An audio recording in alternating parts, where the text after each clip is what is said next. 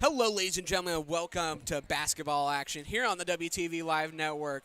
We are glad you can come today to enjoy a great doubleheader of basketball between the Westside Warriors and the Lincoln Southeast Knights, both boys and girls on the docket for today's stretch of games. I'm Hunter Valapek, alongside me, Luke Boyer. Luke, it was a big week for Omaha Westside basketball. They upset number 2 Omaha North, some of them considered to be the number 1 team in the nation, including getting their comeuppance against former friend Hamaya Joe Matoyer, and especially their last time out meeting was a big loss in the Metro Conference tournament where they got beat around 73-44. So a huge win for Omaha Westside coming into today's game, which they're on a 5-game win streak. Yeah, that's right. This is now, like you said, 5 straight games. This team has a ton of momentum. Like you said, North, arguably the best team in the state, certainly top 2. A bit of a revenge game against Hamaya Joe Matoyer, and I think someone who really had a great performance had to be Sinai Foster. 30 points and 23 rebounds, just a ridiculous statistic, and 13 shots made from the free throw.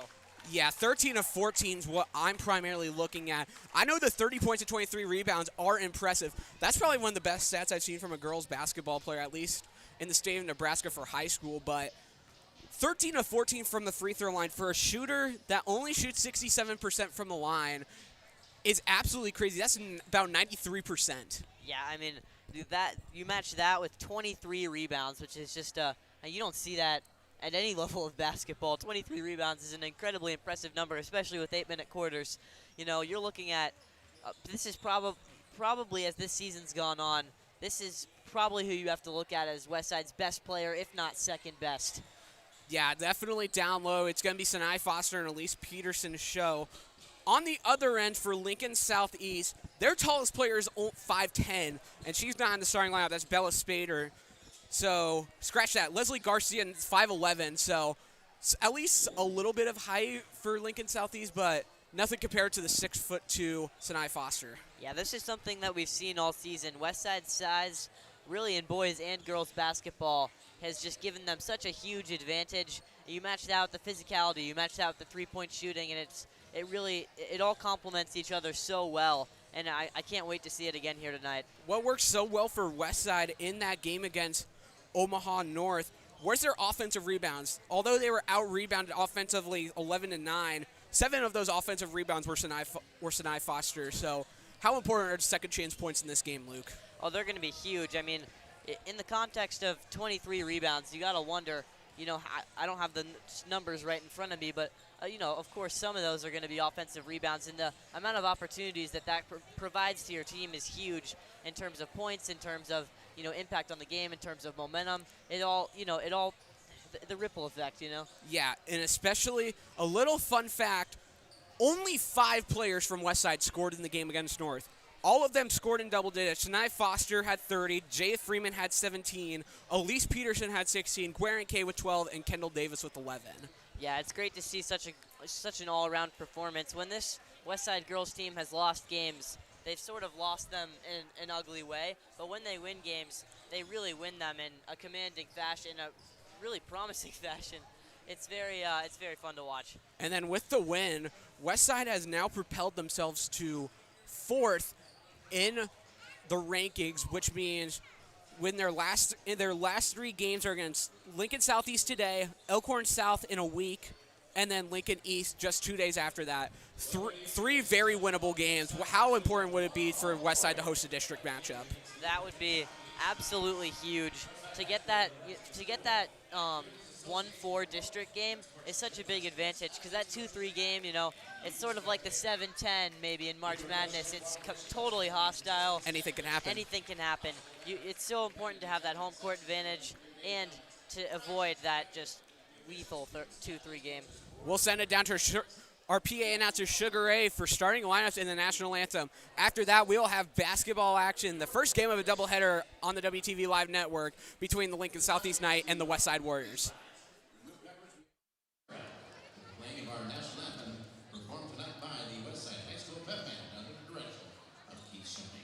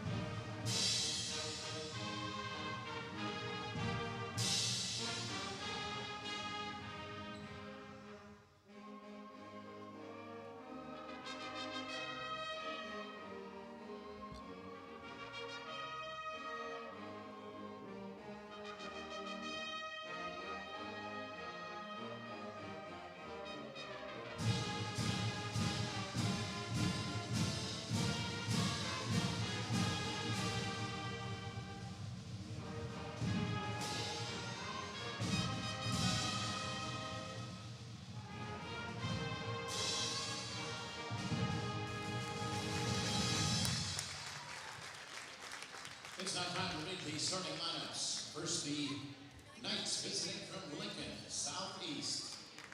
Starting at guard at 5'7" senior number 3, Avery Graves. At forward, a 5'11" junior number 5, Leslie Garcia. At forward, a 5'9" senior number 21, Addison Olds. At guard, a 5'7" junior number 25, Lauren Horn. And at guard, a 5'6" sophomore number 30, America Collins. The Knights are coached by head coach Isaiah Dell, assisted by Paul Beatty and Brady Boston.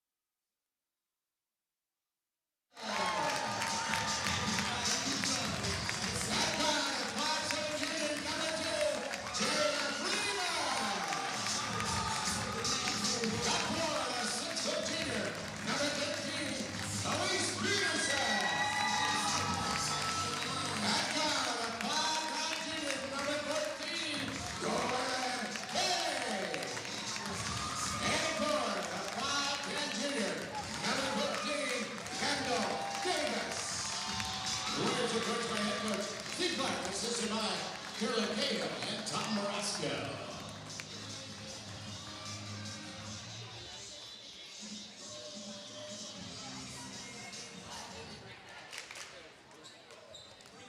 Our officials for tonight's contest are Amanda Cartney, our referee umpires, Sandra Beer, and Troy Lina. These individuals are members of the NSAA, their experience and integrity qualify them to administer the rules of the game. An attitude of good sportsmanship should be upheld. All spectators, players, and coaches, no matter what your personal feelings or loyalties may be in this contest.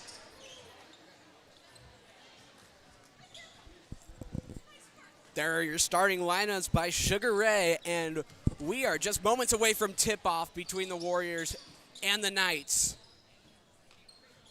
It will be Leslie Garcia and Sanai Foster to tip it off to begin this game between the 17 and 5 Warriors as Foster wins the tip, and Jaya Freeman will patrol the offense. Foster with it will get it to Peterson at the top of the key. She'll look to penetrate. She'll dig it out towards Kay. Kay looking for anywhere down low. Freeman finds a wide open Davis, and she puts it up for an easy bucket. And right there, post play going to be the name of the game today for Westside. Yes, indeed it is. Westside already using that size to their advantage early. We talked about that in the pregame, and they're already using it on the first possession. Westside going with an early press, but a nice job by the Knights to break it. Garcia in the corner. Open three for Horn, and she got it to go. First three of the game for the Knights, and they get up 3-2. Freeman in some trouble. She gets it away to Kay. She loses it and just bounced it off her leg. 2-on-2 in transition, and blocked by Freeman. Garcia just kind of lost it. A foul by Lauren Horn. It'll be the first foul against Lincoln Southeast. If my stat sheet here is correct, that would be her first block of the season. There you go. That is definitely something. That was kind of half steal, half block. Foster on the Davis looking to pull up. Decides better if it gets it down. Peterson, not much of a three-point shooter, just perusing the perimeter. Kate will try her hand at a three. In and out. Peterson with the O-rep, and the O back into the bucket. Yeah, that was just dominance on the inside there. Again, it's going to be a theme that we're going to see throughout tonight. Can the Knights find some way to try to pressure the Warriors? And that's a 10-second violation. A nice job by the Warriors on their press. Yeah, the Warriors right now, despite only being up by one, They just look like they have the momentum. They look like they have the control. We'll have to see if they can try to extend that into some form of substance of a lead. When I talked with some of the players, they said Lincoln Southeast, although not the tallest team, was speedy and they knew how to get buckets. They were shooters. Davis down low, nearly travels, tries to go reverse, and she can't get it to go. Rebound going with the Knights. They move it up quickly. Graves into the corner for Olds. She'll look to dive it in, and she does to Horn. Only 3 points coming from her. Nice skip pass to the outside. Avery Graves drives in, no good. The bunny doesn't go. Freeman to push in transition. Long pass to the other end. Foster putting it up, and she gets it to go. That's her first point after the 30-point night she had against Omaha North. Yeah, that's not even a mismatch there. Just blows right by her. That is not going to work for Southeast. Great job to break the press by the Knights. In the corner is Horn. She'll look to drive, and a nice job using her body against Davis to get momentum. Good job using the contact there to create some separation and get really a wide open layup. Peterson on the wing, looking to drive it in. Denied immediately, and she gets it ripped away from her. 2-on-2 fast break on the other end. Kay playing great defense, and she forces the miss. Freeman, always a threat to pull up. Foster, corner, 3-ball Davis. No good, in and out, off the back of the rim. Good looks from the Warriors. Kelnan's brung it up the floor. Leslie Garcia with the ball, looking to get in. Foster fronting her man perfectly.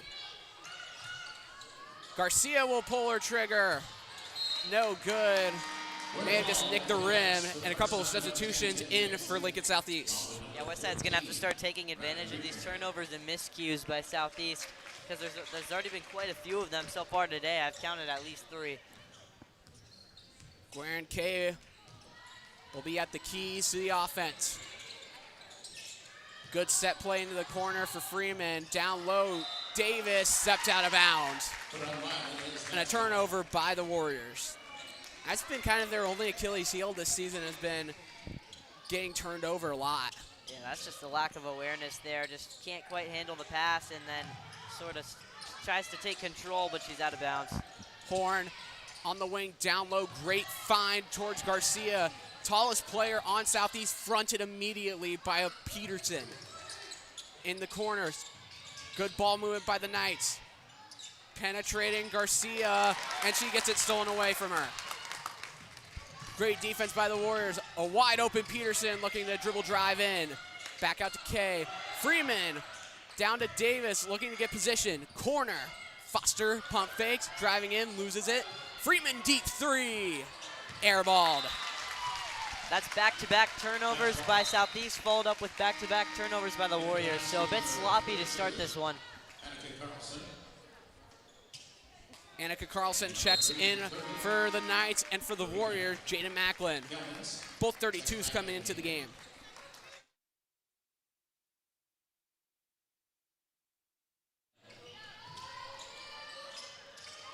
Immediate press by the Warriors. They get it. Can the Knights break it? They got about 4 seconds left, and they finally break it across the timeline. Immediately trapped. But a great job to get out of it by Reeker.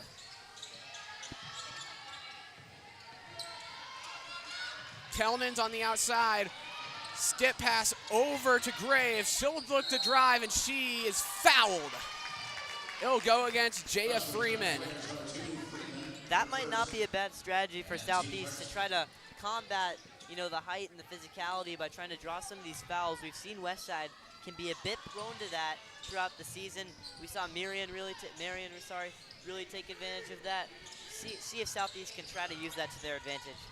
Immediately getting it down low to Annika Carlson. Skip pass out, Graved. Looked like she was going to pull up, brung it back down. Reeker driving in, back out, quick fire 3. And then now Foster corrals the board. Freeman going cross court to Kay, who did a nice job to corral that pass in. In the corner, nearly stolen, but Peterson regains possession. Still 20 seconds left on the shot clock. The Knights harassing the Warriors right now on the defensive end. Peterson looking to get position. Macklin, her three. In and out. Too hard off the back of the iron, and a jump ball will be called. Possession arrow with the Knights. That is a really sloppy possession for the Warriors. Nearly a backcourt, but stifling defense. I mean, the Warriors could barely manage to get it across half court, and when they did, they were met with just relentless defense.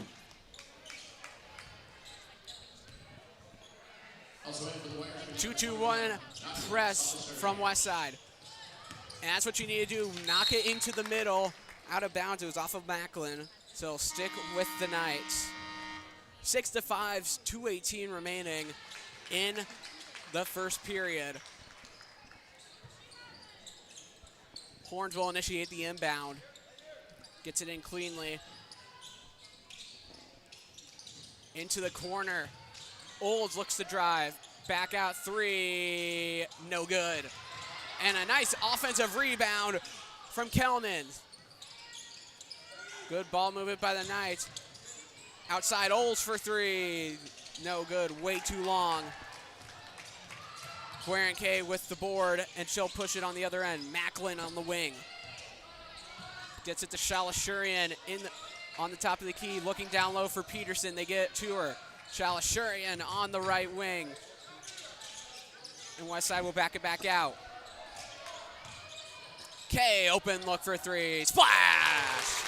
Guaranque from downtown, and the Warriors lead by 4. Yeah, it seems like a big bucket there. That ends a combined 5-minute scoring drought from both teams. See if the Warriors can try to capitalize now. And a foul shove off from Sinai Foster. And that's not what you want for the Warriors, is to have your best player who scored 30 points and got 23 rebounds in their last game getting in foul trouble early. No, and it's also concerning just to see him fouling this recklessly early in the game as well. Olds in the corner. So look to drive on Davis.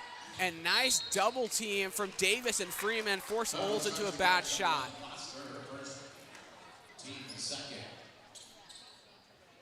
No foul called.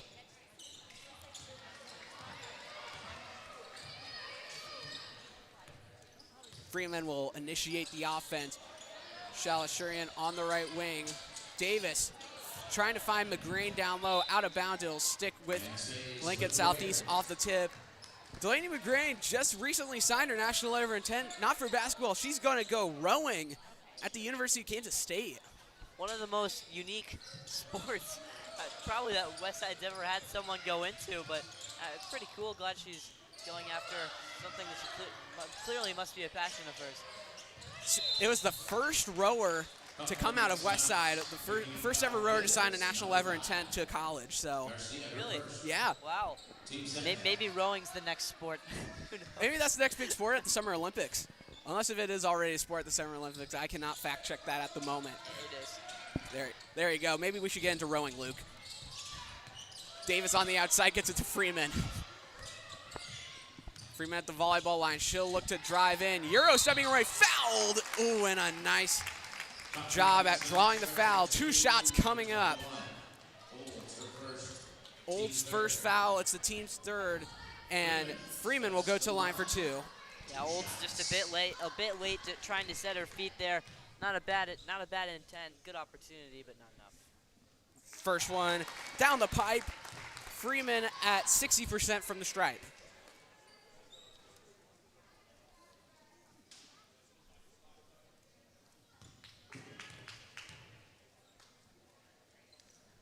Freeman will split a pair. That one off the back of the iron. Rebound going with the Knights. Warriors doubling up. Lincoln Southeast score at 10-5. And a nice defensive job by Nadia Shalashurian in the corner, knocking it away from Avery Graves. 28 seconds left to go. About 5-second differential from shot and game clock. Key defensive possession here for Westside, as it'll be out of bounds off the Warriors.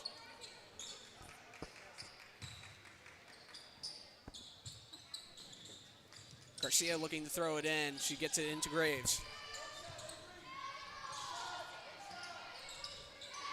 Horn back to Graves, looking for anywhere to go. 9 seconds left to go on the shot clock. They're gonna bleed this down all the way like a Ben McCollum offense. Driving in, kicking to the corner. Horn already made the three for Lincoln East, no good. Rebound goes to Westside, not much time left, and it's just gonna be dribbled out, and that's the quarter. So after one, the Warriors up 10-5. We'll take a quick break here on the WTV Live Network with the Warriors going up into the second.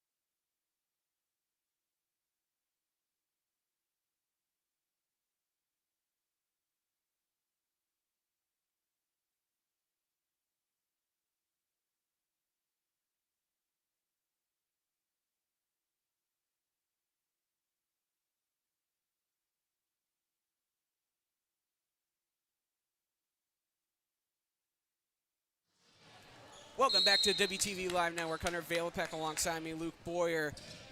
A defensive struggle in the first quarter, leading to a 10-5 lead for the Warriors. Freeman will miss the three to open up the second frame. Lincoln Southeast will look to cut this to a one-possession game.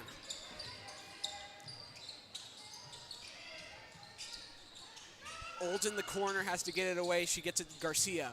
Garcia looking to dribble drive it in. It goes off of Kay and going all the way down to get it is Graves. As she'll rebound it up the floor. 8 seconds left to go on the shot clock. Driving in, putting up in a nice job to draw the foul by Kelnand. That's the last thing you want to see after playing excellent defense for 30 seconds of the shot clock. And it's going to end up, unfortunately, being a theme for the Warriors here in this game, is that they're just giving up these ugly fouls late into the shot clock. It's really damaging. Give Southeast these offensive opportunities that they are not getting during normal play.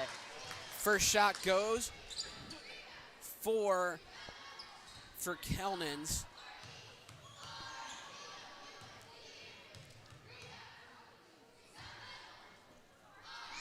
Second shot, no good off the back of the iron. And a offensive rebound. Foster looked like she had it. It got stolen away from her. Quick fire three, no good. And a prime opportunity from Lincoln Southeast to get this to a one-point game. They had the look, just couldn't connect.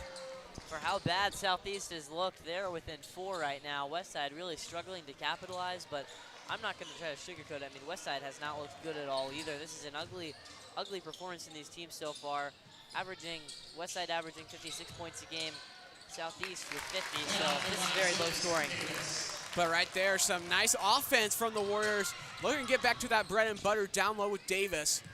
She gets the easy two. Garcia looking to do the same thing, whiffs on it. And Kay stumbling her way out of the gates. And a reach and foul will be called against the Knights. Going against Avery Garcia. Scratch that. It'll be Avery Graves, excuse me. Davis looking to put it up, no good. Had the look, just missed it off to the left. Olds in the corner, face guarded by Peterson. Garcia looking for leverage. She won't get it. And Peterson comes out of the pile with the steal. Southeast is really killing themselves right now. They've got to figure out a way to clean this up, maybe start moving the ball around the perimeter because nothing is working in the paint. Zone defense by the Knights, and it works, forcing a turnover. 1-on-2. Nice find for Lauren Horn as she will draw another foul, and she'll go to the line for 2. Warriors number 14, Gwen Kane. I mean, fouls are basically the only opportunity that Southeast has had all game to get points on the board with the really just the struggle on offense that they're having. And as you see there, can't even capitalize at the line. Charity Strive not very charitable for both teams today. 50% combined from both teams.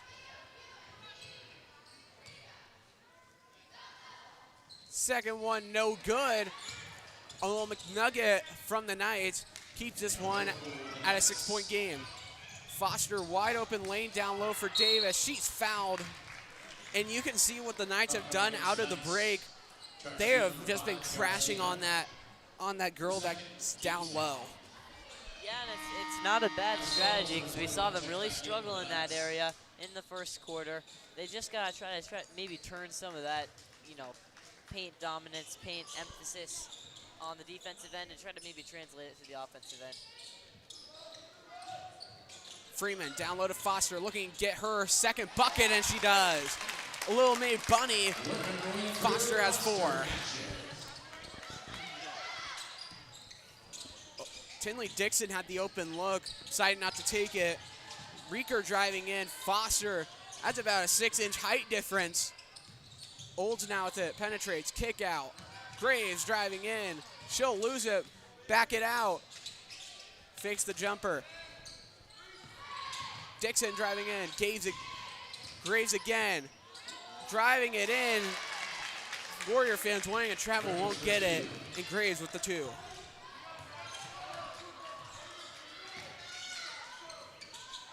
Davis down low to Peterson. Still looking for her first basket. Foster from 3. No good. She can snap the twine from deep. Just couldn't get it there.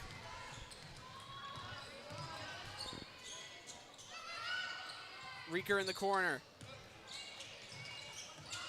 Graves driving in. Nearly loses it, and a jump ball. It'll go with Lincoln Southeast. Boy, the Warriors really cannot find a way to capitalize on that little run they almost had there.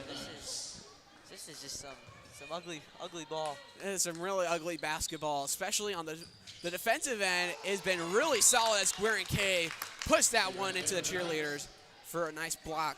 But like you said, Luke, this one is a defensive slugfest with only a 22 combined points midway through the second. On the outside, driving in, Kelman. Look to find Reeker down low, couldn't get it. And another turnover forced by Westside. 22 points combined through about 12 minutes of action. If you're a defensive lug nut, this is your game. Foster down low, gets it to Davis. Pull up mid-range, Jay, and she gets it to go. Kendall Davis with 6 points, the leading scorer for both sides. Reeker in the corner. Nowhere to go, and Freeman steals it, but it will be. It will go with Lincoln Southeast. Luke, what did you see there? Well, she threw it. The Southeast player had the ball. Looked like thrown into the torso by the Westside player. That's right in front of the coach. That's a pretty bad missed call. Maybe here they're gonna talk it out, try to reevaluate. Nope. That is an interesting call. Coach Clark wanting an explanation. He'll get it, but doesn't like the outcome. I mean, unless the Warrior player maybe had a foot out of bounds, but if they didn't blow the whistle, then whatever. What are you gonna do about it? The official word goes, and we keep playing on here from Jim Tangdahl Court. Dixon in the corner, driving in. 2 seconds left on the shot clock. Has to put it up. Foster blocks it, and that's a shot clock violation. and now they finally call it. And that's a clear and definitive correct call. Yes, that is the right call, and it's always good for a team after maybe getting snubbed on a certain penalty call to do it yourself, to earn it yourself is always a good feeling. You know what Rasheed Wallace used to call that? Ball don't lie. That's right. That's my favorite basketball quote to say, because it's so nice. As Peterson finding an angle, rim running, and the Warriors up by double digits for the first time today. I was just about to say that. All of a sudden, they string a couple baskets together, complement it with a couple stops, and it's a 10-point difference. Still 3 minutes left to play here in the second quarter. Reverse no good from Carlson. Westside pushing it. That was one of the best looks of the game for Southeast. Nearly a travel. Freeman, K, Davis, open look. Front iron, and that would have made this place erupt. Timeout will be taken by the Knights, and a timeout will be taken by us here on the WTV Live Network. With the Warriors doing a great job on the defensive end, 18-8.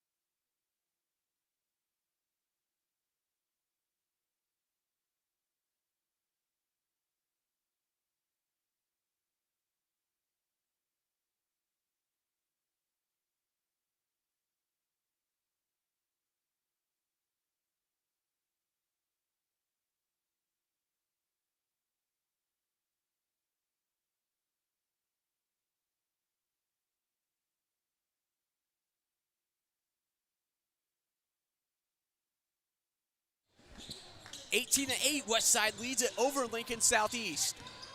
As we get immediately right back into the action with 2:45 left to play in the second quarter.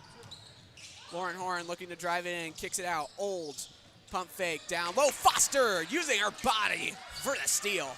Southeast sort of looking like Creighton here. 15 turnovers before the first half's even over. In the corner, Shalashirian driving in, kicking out. Macklin doesn't want the three. McGrain now to Freeman. Foster, Freeman, open look. Three, hum-diddly-dee. That's a good goal from you there, Hunter. Thank you, Luke. That's a three ball from Jaya Freeman. She's got 4.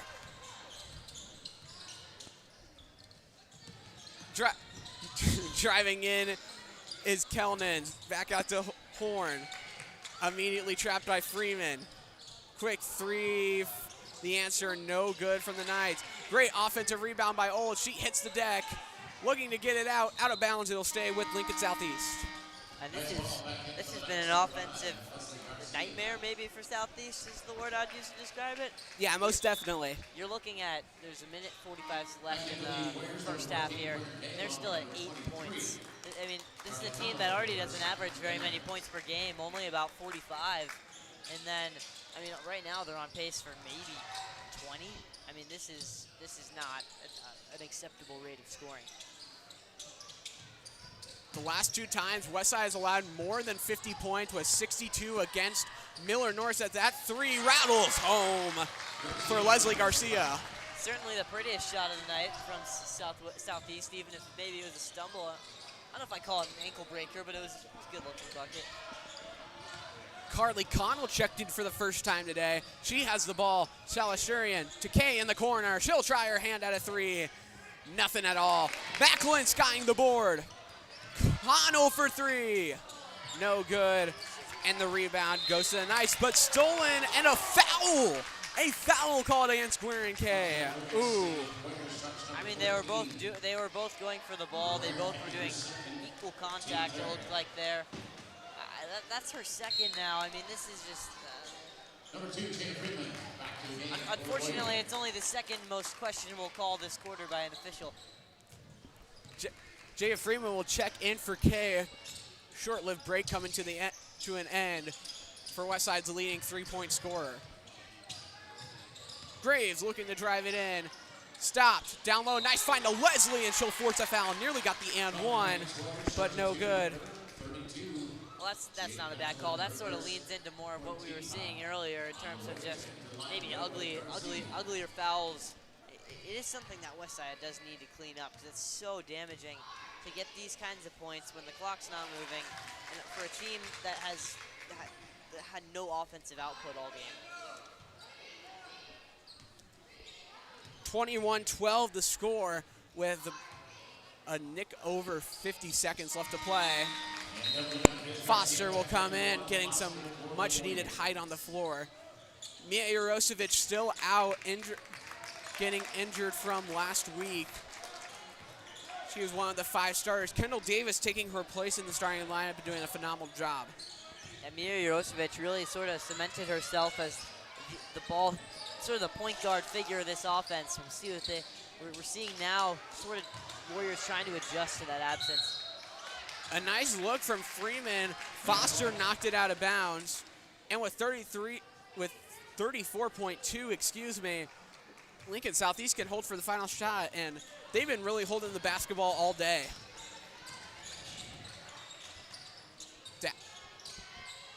Horn, dribble driving in.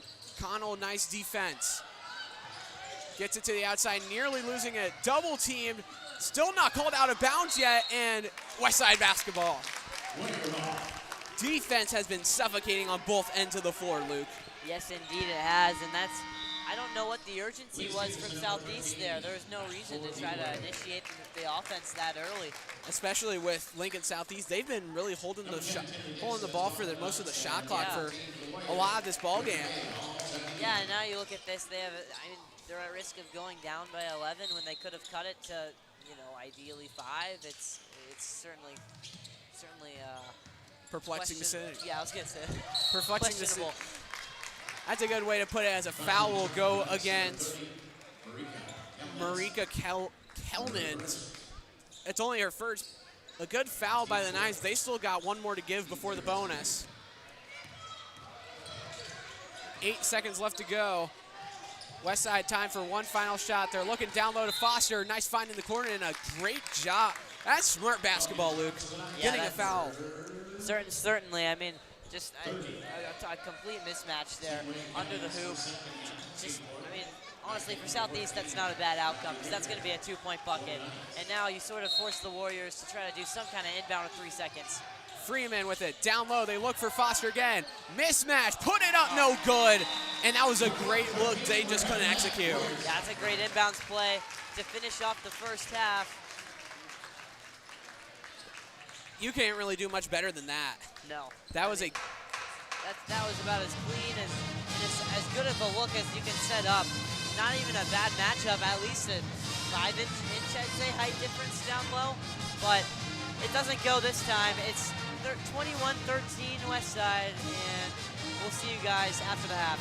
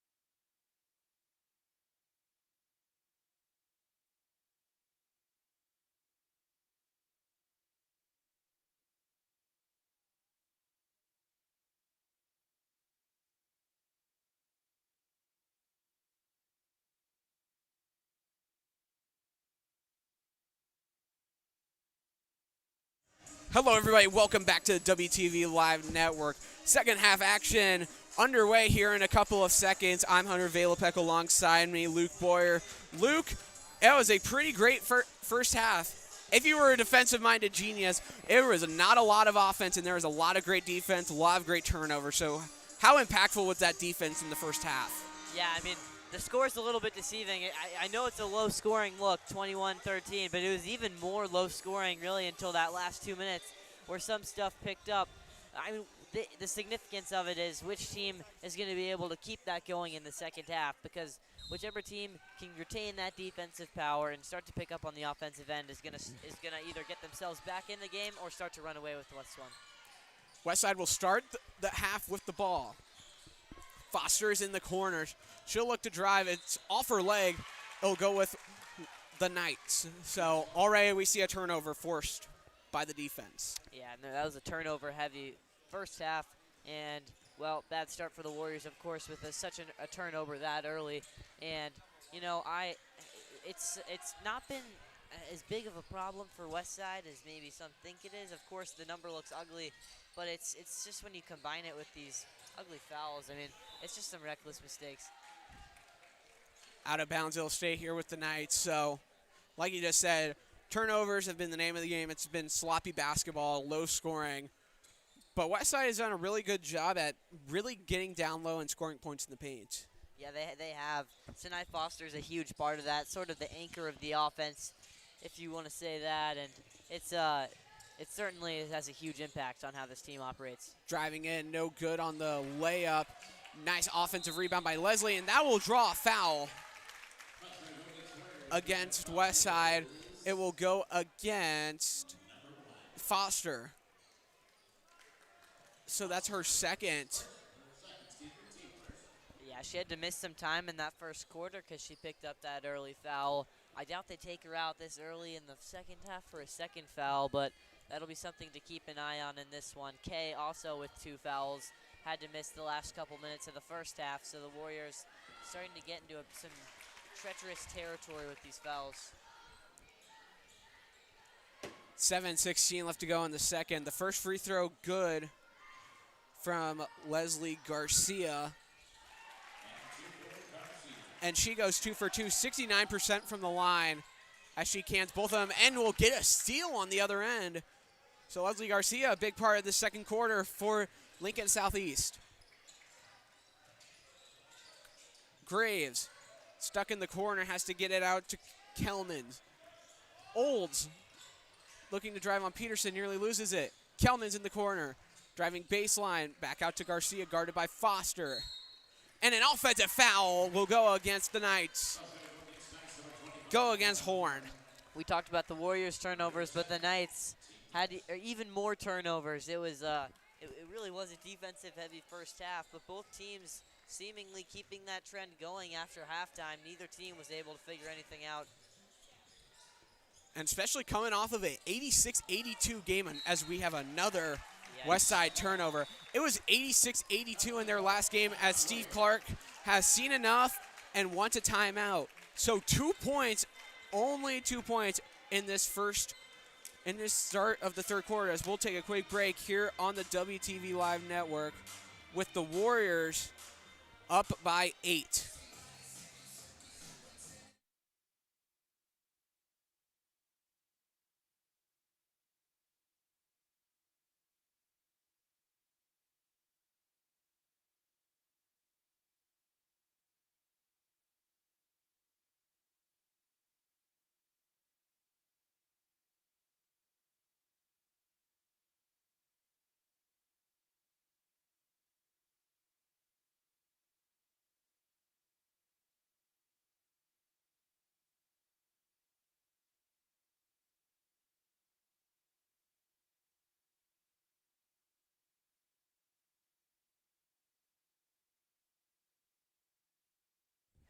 Warriors up by 6, coming off of a turnover. Coach Steve Clark, seen enough, had to call a timeout there, a short 30-second break. As a kick to the corner, quick fire 3 is good. A nice little pick and pop shot from Markia Kellnan. And all of a sudden, Luke, this is a three-point basketball game. It's in the blink of an eye, and here's the turnover from the Warriors. Another turnover by Westside. Rim running on the other end, and another basket for the Knights, and this is a one-point game. That was a Westside timeout that the Knights have came out of on fire. Taking advantage of a sluggish start from the Warriors, they are right in this one. Westside finding no answers on the offensive end. Foster looking to get something, and once again she's pickpocketed, and a travel against the Warriors, another turnover, and Lincoln Southeast with the opportunity on the other end to take the lead. The Warriors have ground to a halt, and the Knights are charging. This is unbelievable. I mean, what a difference from the first half. We saw the Warriors extend to that double-digit lead when they could finally start to clean some stuff up on offense. Here's the Knights. Another three is good by Lincoln Southeast, and all of a sudden from 10 down, it was 18-8. They have gone on a 15-3 run to get them up by 2, including a couple of threes from Kellnans. Down low, Davis. Another turnover. It'll be sticking here with Westside.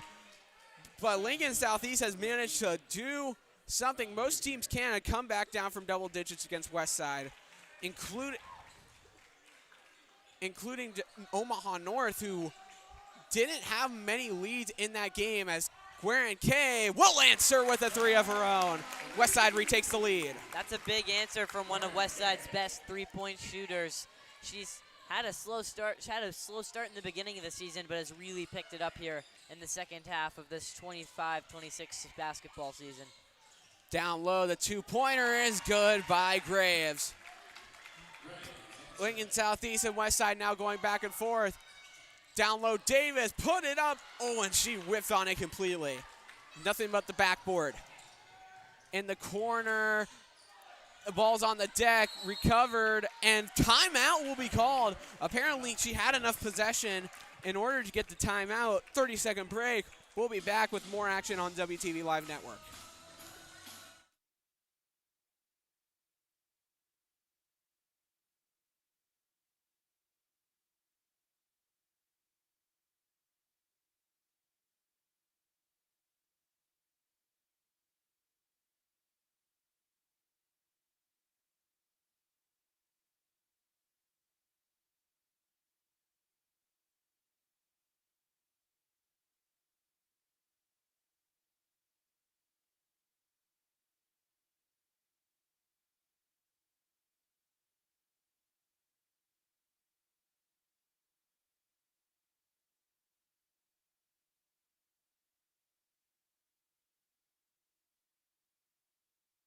Welcome back to WTV Live Network. Hunter Valopek, Luke Boyer alongside me.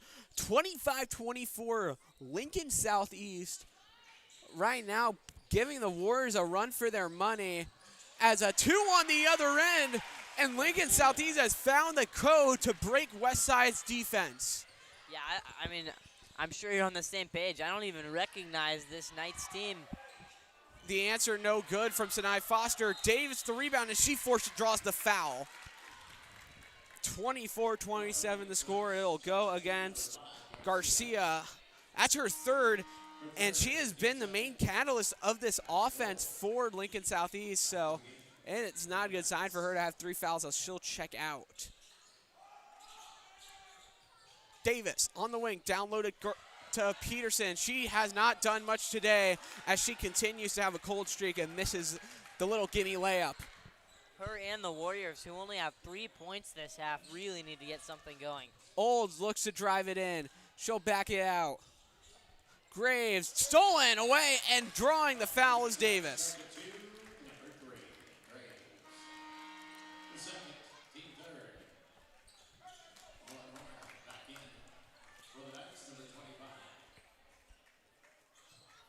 Lauren Horn checks back in for Lincoln Southeast. Coming out is Kellnan, who was a big part of that run to get them to a 3-point lead at the moment. Davis on the outside, down low for Peterson. She'll back it out and get it to Freeman. Still 15 left on the shot clock. Foster driving. Peterson again on the wing. Freeman, nowhere to go.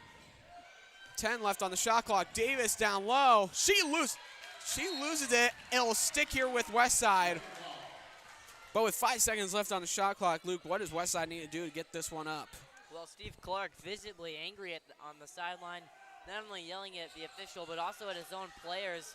Got to clean up these turnovers. 3 no good. Didn't hit the rim, but Peterson there with the cleanup and the putback. And that was a dangerous play. That shot clock didn't reset.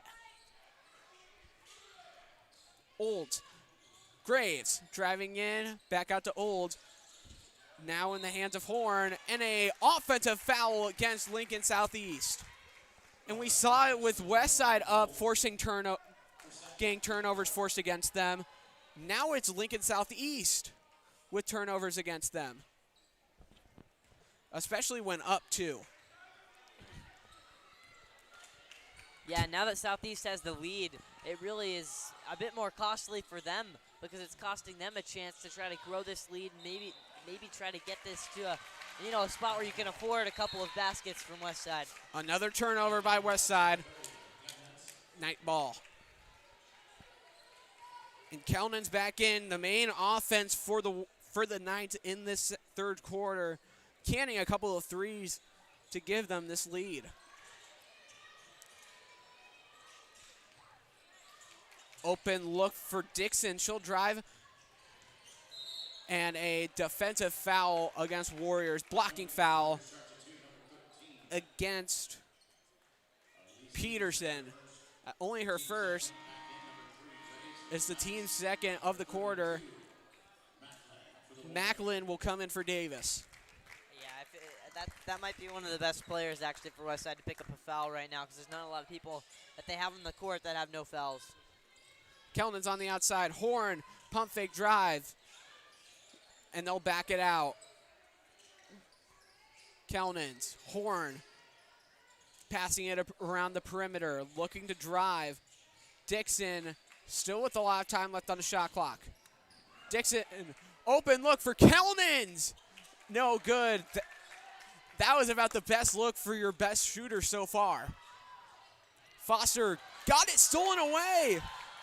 4-on-1, and it's gonna be out of bounds off of Westside, and they could have had a fast break potential, but just biff it.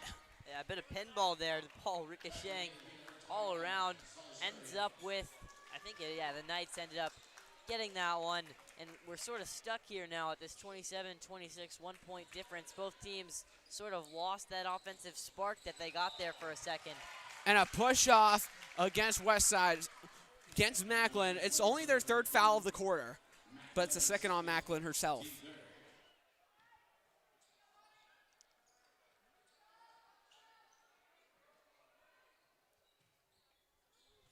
But yeah, Luke, as you said, that offensive spark that was there early in the third quarter, especially for Lincoln Southeast, kind of just vanished. Dixon now into the corner. Olds will try her hand at the 3, no good.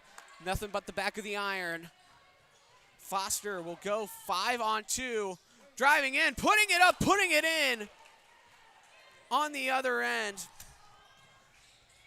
Westside recaptures the lead. Or scratch that. I don't think she made that on the other end, excuse me. Guerin Kay picking up her third foul. We are still at a 1-point juncture. It's 27-26. Yeah, it's been an incredibly slow half from the Warriors that started. But, this third quarter, the main thing that has to be the highlight is just Lincoln Southeast resurgence as they get a basket under the left block there. Exactly said, Luke. That was a great inbound play as they regain their 3-point advantage. Freeman, Foster. Westside still yet to break 27 points. Foster will try her hand at Trace. No good. Airballed it. And she has lost that spark that she had against Omaha North. Certainly has. On the other end, the 2 is good. 31-26 Knights as I believe now the Warriors have just been put on upset alert. Foster, Shalashurian, they need this. No good. Foster the board. She'll put it back up. Foul, and she'll go to the line for 2. Foster has not been able to control the paint like we saw at the beginning of this game. Now sort of starting to, she's 0 for 3 from 3, and just like you said, after that 30-point performance, it's a bit disappointing to see. Foster's first one, a much-needed bucket for Westside. She went 13 of 14 from the line against Omaha North. And this is her first free throw of the ball game, as she will go 2 for 2. She has 15 for her last 16. And if you shot any free throws before, that's pretty difficult to do. That's all muscle memory. Certainly is. I mean, a free throw, of course, it's unguarded, but it's still a jump shot, and especially for someone who's, 6'1", 6'2" in women's basketball, that's pretty dang good. Down low, and a foul drawn against the Warriors. Both teams are in the bonus. Shalashurian will be charged with it. And the Knights are with the opportunity to get back up by 5 points. First one, nothing but net. 32-28. This one has been a shocker, and especially defensively. The Warriors, who scored 86 points last game, just been stifled. Yeah, I mean, it's been an immensely slow third quarter. I mean, with only 30 seconds here left, they're going to get a chance to regroup for a minute or two going into the fourth, but you've got to just look at a way. The defense hasn't been bad, but the offense hasn't been there to complement it. You got to score more than 7 points in a quarter. Davis pump fakes. Freeman, Macklin, 3. No good. And now Lincoln Southeast the chance to end the quarter with a bang. 6 seconds left to go. Driving baseline. Knights finding the corner for Kelnins. She cannot connect. That is about the best look you can get. She got it out. She got it at the buzzer, but she got it just too late. In a 15-21 game at the break has turned into a 33-28 game in favor of Lincoln Southeast. What worked so well for the Knights in that third quarter, Luke? Well, you have to say that first couple minutes of the third quarter, they lit up on fire from 3. They started getting their offense going in the paint, and even though they had some turnovers littered out throughout the later stages of that third quarter, the Warriors weren't able to claw back. That night trap sort of turned into physical, aggressive man-to-man. Really was paying off, and it's resulted in this, as you said earlier, really just shocking turn of events here.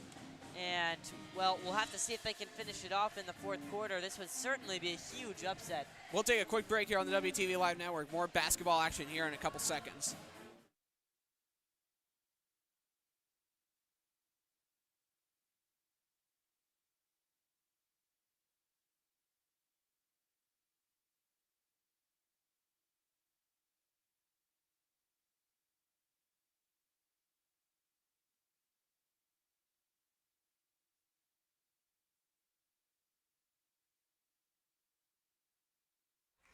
Welcome back to WTV Live Network. I'm Hunter Valapek alongside me, Luke Boyer.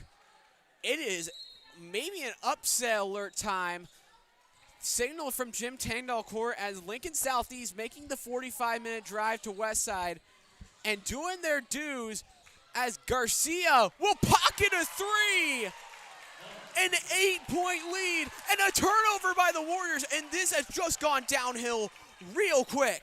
I mean, this happened at the beginning of the first half too. And you saw how that, the beginning of the third quarter too, and you saw how that quarter ended up playing out for them.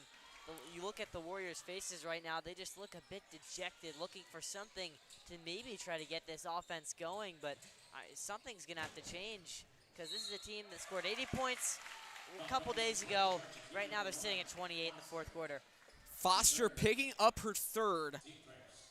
It's the first against the Warriors here in this quarter, but an 8-point deficit. Sinai Foster, her single-handedly, has scored more points against Omaha North than they have today, as that one, I could have said could be a dagger, as a foul will go against Lincoln Southeast. Westside has just been kind of silent. They have just been, I can't describe the word for a team that dropped 86 last week to drop 28 right now at the start of the fourth. You know, we sort of saw these teams beginning of this game. We were stuck at like a 9-5 like difference, and then all of a sudden Westside goes on a little run at the end of the first half. That puts them in a good position. But then the Knights respond coming out of the half, put up a pretty decent margin that we're at right now. 8 points, their largest margin of lead. Freeman from three and a much-needed bucket for Westside. Absolutely.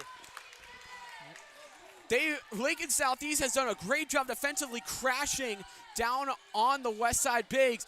Kelton is the answer, no good. And a out of bounds, it'll go off of Lincoln Southeast. It's a tip. But how important was that three? It's huge. I mean, the Knights were looking like they could maybe, I'm not going to say run away with this one, but maybe stretch this to double digits.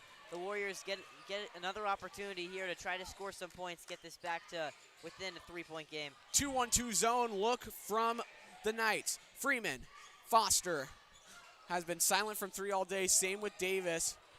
Peterson with it. Far and away deep. Foster, Peterson the open look. Bunny hop, no good. And out of bounds, a foul called. And Westside kind of getting bailed out there with a foul against the Knights. It'll go against Addison Olds. Yeah, a bit of a bailout there for Westside after a bit of a Peterson really starting to just really struggling this game. Maybe that foul will give her a bit of a confidence boost as there's a big another defensive foul, excuse me. heavy contact blocking foul there. Fouled player is Sinai Foster. That's Old's fourth foul as she'll hit the bench. And one of the defensive wizards for the Knights has been subbed out. K3, no good. Rebound and a foul on the floor against Lincoln Southeast. 2 players going to the ground. The ref ends up calling the foul on the Southeast player on both occasions. That is the fourth foul against the Knights this quarter. Foster had the look but whiffed. Oh, that would have been beautiful. A bit telling of how this game has gone for the Warriors, that after all that, it's the result of the possession is a whiffed layup. Kelnans, pump fakes, drives. Nice find, some good ball movement. Three, in and out. That one hitting every part of the rim, not going in. As it's a steal by Lincoln Southeast. A turnover by the Warriors. Yeah, that's just more of these uncharacteristic mistakes in a low-scoring game like this. Every bucket feels so big. I mean, it's, you know, Westside got that three couple minutes ago at this point. That's still the last shot that we've seen. This is just slow, grueling, and now another basket on the end of Lincoln Southeast. Westside's lowest scoring game was against Miller North, where they only scored 37 points. And right here, they are on the verge of now beating that record in a bad way, down 31-38. Guerin K, tough floater, and she got it. And that one, she had to contort her body in order to get that bucket to fall. She's putting together a nice game here with multiple threes, couple of 2-point baskets to go along with it. Now defense is going to be the name of the game for the Warriors. Stop and bucket, stop and bucket. That's what they need to do. Garcia driving in. Wall defense. Quick fire three. No good. Garcia the board. Put back. No good. And you can't give Lincoln Southeast those second chance points, but it doesn't hurt the Warriors that time around. Freeman. Gonna need to hit a couple threes to get this one back into range. Next foul will put Westside at the charity stripe. And a late foul called. Whoa. Isaiah Dell, the head coach for Lincoln Southeast, putting two hands on his head, pleading to the refs. He will not get any court of explanation. That puts the Knights in the bonus for the remainder of this game. It'll put the Warriors in the bonus for the remainder of this game. Sorry. That's 5 fouls for the Knights. But you're right, 5 fouls against Lincoln Southeast with over half of the quarter still to play. Yeah, this is. It was certainly an interesting call coming from the official on the left wing, farthest away from the play. But it's a one-possession game now with 4 minutes and 30 to go. Timeout quickly taken by Lincoln Southeast. And Westside has done a great job to get this one back in reasonable range. As we will take a quick break here on the WTV Live Network. Full timeout taken by Lincoln Southeast. 3-point game, 38-35.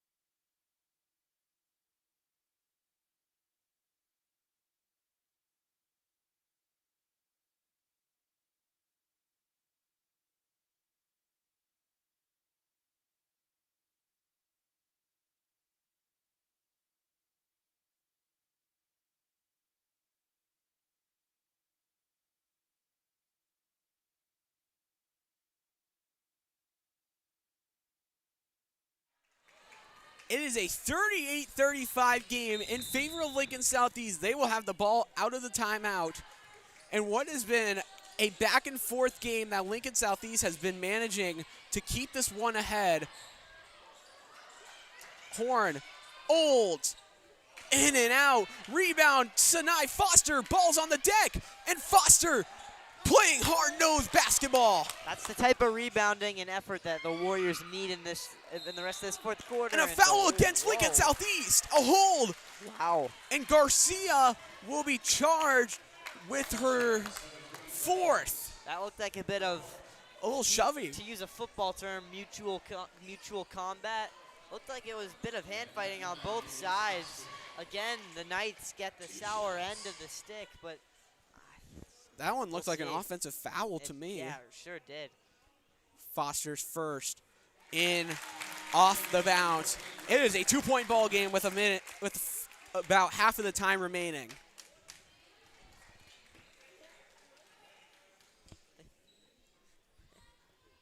Foster misses her second. So after going 16 for her last 17, she finally misses.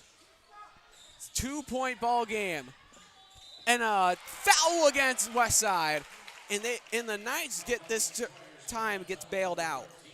Yeah, a bit of a about time maybe, I'd say. I mean, I'm not one to not one to complain too much about the officials if it's helping our school, but some of these calls have just been really awful. 69% from the line. The first one goes.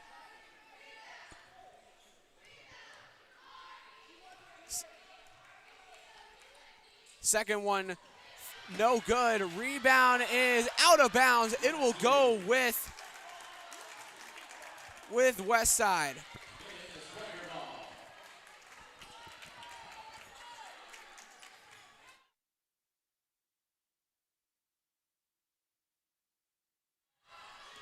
Warriors up by 2.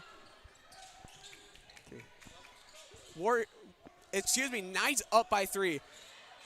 Knights playing great zone defense. K for the tie. Splash! Guerin K ties it. A huge 3. K continuing a huge game.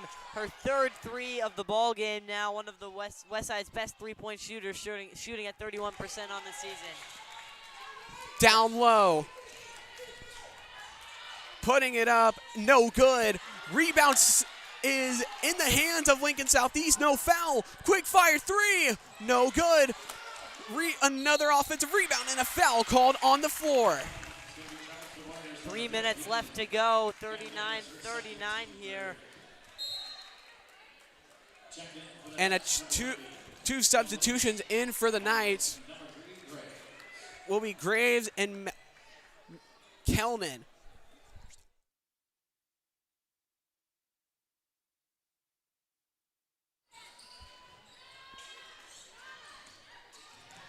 Horn looking to drive in, kick out. Great pump fake. Garcia nearly traveling. She's on 4 fouls right now. Olds with it in the corner. 3 ball, Kellnans. Off the back of the iron, no good. And another offensive rebound out of bounds. It'll go with Westside. Ooh, almost a bit of almost a bit of self-harm there from the Warriors. Two of the same player going for the rebound. They end up getting away with it at 39-39 here. 2 minutes and 30 seconds left in this one. Warriors bringing the ball up the court. Sinai at the top of the key. Down low. Down low. Back up to Foster. Sinai Foster. Foster for 3, no good. And a foul against Westside.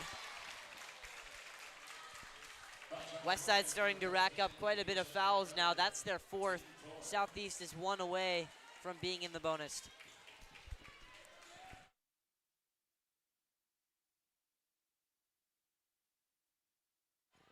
No. 39 all. Graves with it at the top of the key. She'll get it to Horn into the corner for Kellnan. Looking to drive on the 6'2 Foster. Getting trapped and losing it. Freeman comes out the pile. 3 on 2. She'll look to take it to the ref. Foul and 1! Daya Freeman! Ice water in her veins. And it's a 2-point Westside lead. That's Westside's first lead in what feels like a long time. At least since the 3rd quarter of this one. They take the lead now by 2 with an opportunity to stretch that lead to 3 here with the free throw. And that one is stretched to 3. A huge bucket from the Warriors to get themselves a 3-point advantage. 38-31 was the score, an 11-1 run by Westside. Down low. And a foul against Peterson on the block. She'll go to the line for 2, Addison Olds. And that is Westside's 5th foul. So now both teams are in the bonus. Fouls from here on out will be 2 free throws. That is also her 4th foul. So that is another big impact for Westside. The 4th foul against Elise Peterson. Olds to the line. She makes her first.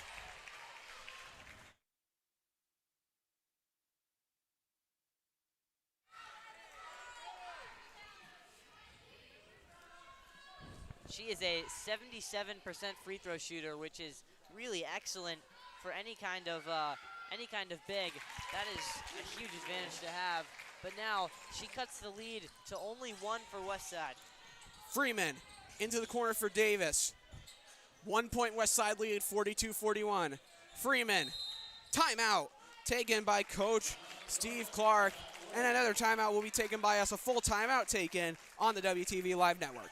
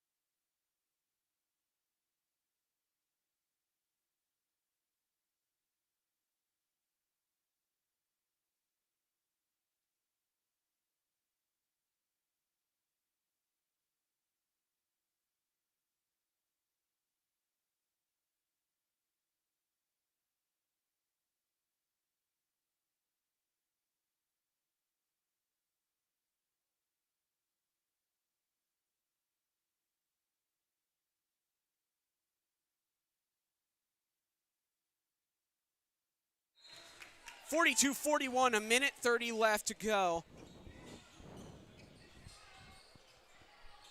Down low, Davis, back out, Freeman! No good, a gutsy 3 and a foul against the Knights with a minute 22 left. It is 42-41 Westside with going to the line for 2 is Guerin K. These fouls that have had such a big impact all game long are having an even bigger impact at the end of this one, this slugfest that we saw throughout this one with all these fouls. Now it's 2 shots at the line every time, and it's turning into really a free throw shooting contest. First one is cash.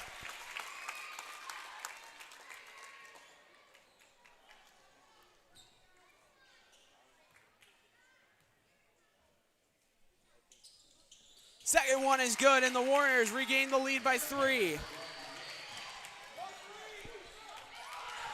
And a steal! Foster! Got the bucket! 5-point lead! Warriors now on the press. And this game has flipped back on its lid. A timeout taken by Lincoln Southeast. Big time shots for Westside. It certainly is, and now you're looking at it. You're looking at this, the margin here. It's 5 points with just a minute left. So Westside, if they manage to clock well here, is looking like they are in really good shape to take this one home. Only a 30-second timeout, so we'll keep it with you here on the WTV Live Network. A big game, not in the scheme of rankings. Lincoln Southeast 7-10 coming into today, so they are not a highly rated team. Just the fact that the Warriors have been scared. Senseless. They were down by 8 at one point early in the fourth quarter. They sure were, and for the 4th-ranked team in the state coming off of a huge win versus 2 Omaha North, I don't think anyone was expecting this. It's been a bit of an offensive collapse. They've managed to make it work here. They've scored 46 points. See if they can finish it off with just a minute to go. Olds with it. Lincoln Southeast needs a bucket, and they need a bucket quick. Horn trapped. Has to get to Olds. She'll look to drive. And a foul against Westside. And that's not a good foul for the Warriors. No, that's about the worst thing that you could have got here, but the silver lining here is that this is really going to be a big test here for the Knights at the free throw line. Like we said, nearly an 80% shooter, so it is who they would want at the line, but this is about as big as the moment gets.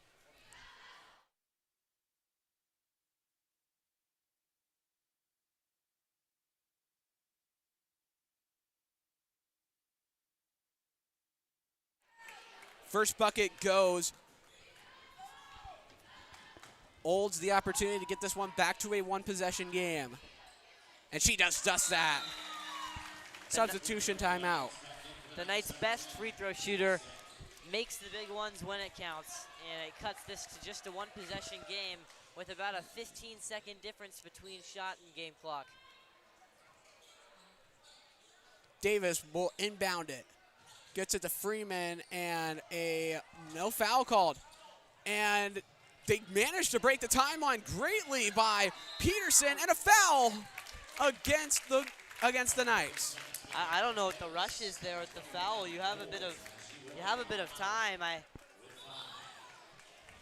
That is the 5th foul for Addison Olds. She is fouled out of this contest now, and that is a huge loss for the Knights, arguably their best player. She's been offensive. That's been basically the only source of offense in this fourth quarter, as Peterson has struggled from the free throw line this season as she breaks her first one.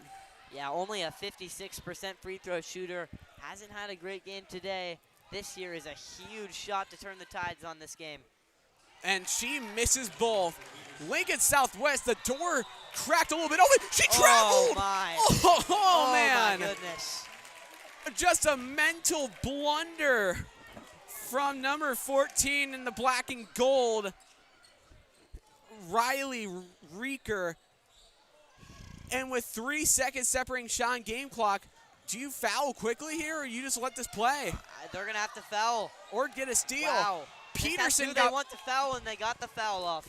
And if you want to foul, if you're Lincoln Southeast, why not foul the girl who just went 0 for 2 at the line? Right. She's having a bit of a struggle this game. Still certainly going to test her confidence here now. But wow, that is a huge mistake. They would have had an opportunity to tie this game up, and the first one is no good. This is not good for the Warriors. 0 for 3 from Peterson down the stretch. This one to get this back to a 2-possession game. and she makes it. And that's just ice. That's got to be pressure after missing your first three. Certainly, and I think it was not a great whatever you call it, it's not field goal percentage from the field today for her either, but that is a big way to bounce back after missing those free throws earlier when they got the. It's just been a bit of an offensive struggle fest for Westside, especially from Peterson, who missed her first 3 free throws, but made one to get this to the all-crucial 4-point game. Unless if you're Coach Clark, that one rule in the huddle's got to be, you can't foul him while you're shooting a 3. You can't foul him while you're shooting a 3. Yeah, you look at Clark in the huddle, though. He looks pretty calm, pretty composed. He's confident that his team is going to be able to get this one home down the stretch. A 4-point advantage for Westside. This has been a back-and-forth game. 10-point lead for the Warriors in midway through the second. 8-point Southeast lead at the beginning of the fourth has shifted on its lid into a 47-43 game. The Knights move it up the floor quickly. Kellnans, trapped. Horn, Dixon, scratch that Riekert. Now it's Dixon, nearly traveled. They need to get a shot off quickly here. Into the corner, they get a good look. And they connect with 3. Timeout Lincoln Southeast. And this one is going to come down to the very end. Wow. With 9.6 remaining, it is a 47-46 game. And boy, does that free throw made by Peterson earlier have a huge impact now. The Warriors only up by 1. They'll get the ball back, presumably if Southeast fouls and Westside makes both free throws. That would only put the Warriors up by 3. So Southeast, I mean, you can't be too upset with where you're at right now, but boy, you still have to be thinking about that travel headed up with about 30 seconds left. Would have had an opportunity to tie. Yeah, man, we're going to keep this one with you here on the WTV Live Network. 30 seconds till play resumes. But Luke, this is a good one here. Westside, by far the favorites going into today's game. They coming off of a win against a great team, number 2 team in the state, such as Omaha North. You have to feel like this is just even if they win this game, this is going to be a definite crashing down to earth moment. Yeah, this was it's been a great one to be here for, a great one to watch. Certainly wasn't expecting it to be, but can't complain. It's been a good contest, and there's 9.6 seconds left to play. Let's see who wins. Davis will inbound it, and she gets it into Freeman, trapped immediately, and now they'll put on the foul with 6.8. So if you're Westside, you want J.F. Freeman at the charity stripe. You certainly do, and that's why they were a bit hesitant to foul there, with taking about 3 seconds off the clock where they probably could have only taken off 1 or 1.5. This is really the best case scenario here for Westside. Warriors with all 4 players at half court as Freeman sinks her first, and the all-crucial second free throw as worst case scenario, barring the rare 4-point play, they can tie it.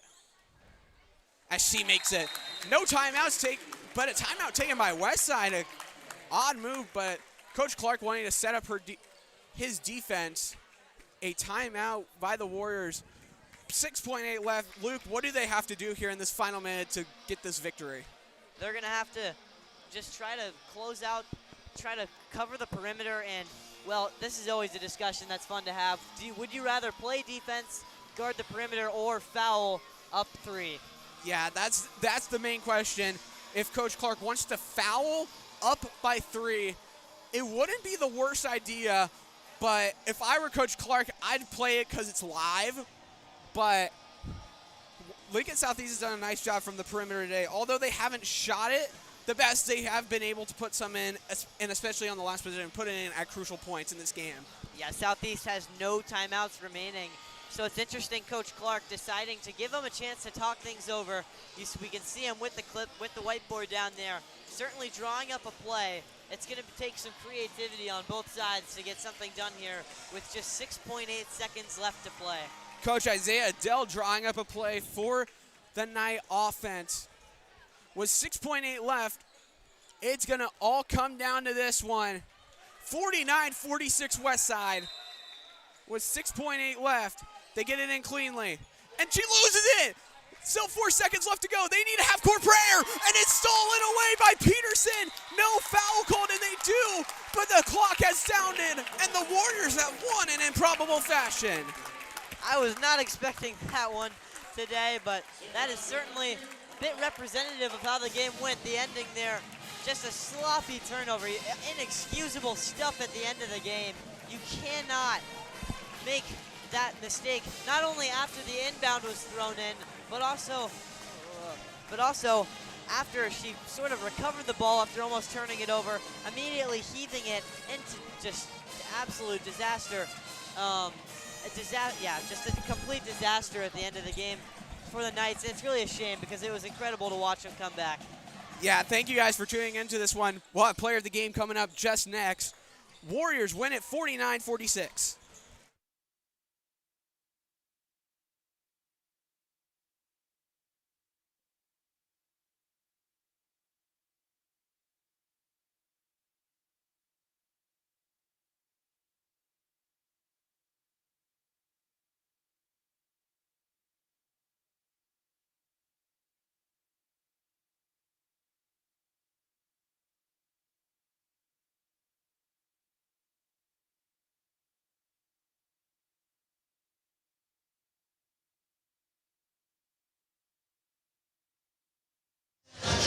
Welcome back to WTV Live Network. I'm here with our player of the game, Jaya Freeman. Jaya, a clutch finish down the end, a few big free throws by you. What did it mean for you guys to get this victory, especially a close one like this? A close one like this means a lot because, districts is coming up soon.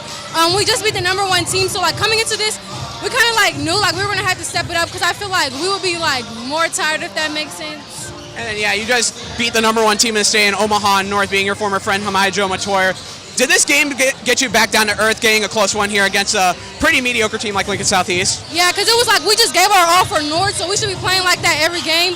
Obviously, we kind of came out a little slow, but we picked it up towards the end, which was good for us. And then what were some of those keys down the stretch that allowed you guys to get this victory?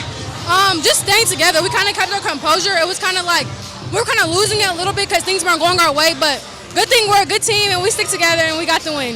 And then, like you said, 2 more games coming up remaining on the schedule. 2 very winnable games against Lincoln East and Elkhorn South. And if you win both of those, you're hosting a district. What do you guys have to do to guarantee you win those 2 games and host one here at Jim Tangdahl? We just have to stay humble, come into practice. We got to work hard every practice how we play. Also, in games, don't come in thinking we're just going to win because clearly we thought we were going to win that game and we had to come out a little bit more stronger. Thank you guys for joining us on the WTV Live Network. Our player of the game, J.F. Freeman, 49-46 finals from the girls' game. We'll have the boys' game coming up next.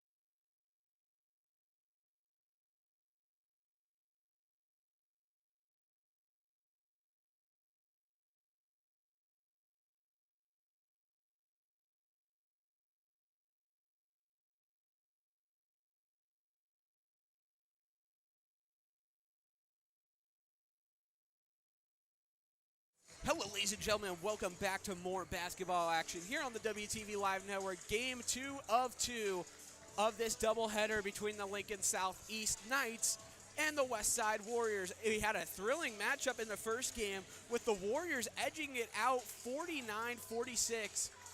But this is a whole new ball game. The Warriors and the Knights boys game should be a good one. Westside coming in at a big record. They have done a great job all year, coming in at a record of 16-4. As we get you the starting lineups for the Warriors, it'll be the usual starting five with Monte Brown, Donnie Barfield, London Dada, Emery Geddick, and Will Preston. I'm Hunter Valopek, alongside me, Luke Boyer. And Luke, it is going to be a good one here today. Lincoln Southeast started the year off really great. They were 8-0 before they have just been on an absolute losing streak. Yeah, they're really struggling right now. But Westside, it's about the exact opposite. They're on I think this says, 5-game win streak, including a huge win over Millard North, who was the #1 team in the state at the point when they played them. Now it's Westside at the #1 spot. So they've got the target on their back. They're the team everyone wants to beat. And, well, Hunter, it's going to be a fun one here today. These are two great teams. One at 11-7, one at 17-5. So this is, like we said, going to be a good one. I can't wait to see it. We'll send it down to our PA commentator, Sugar Ray, for starting lineups real quick.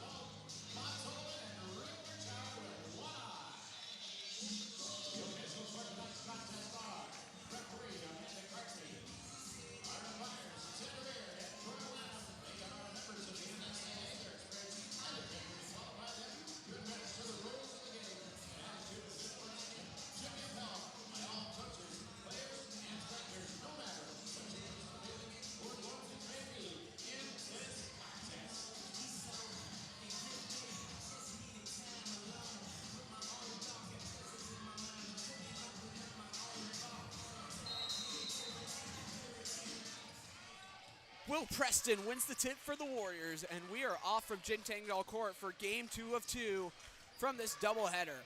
Barfield with it. He'll get it down low to Preston. Pull up Jay from Dada, in and out.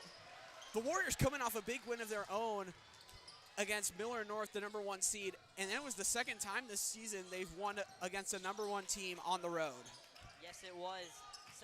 I've heard that some of the coaches and players joke that this team plays better on the road, but there's a good block from Dada.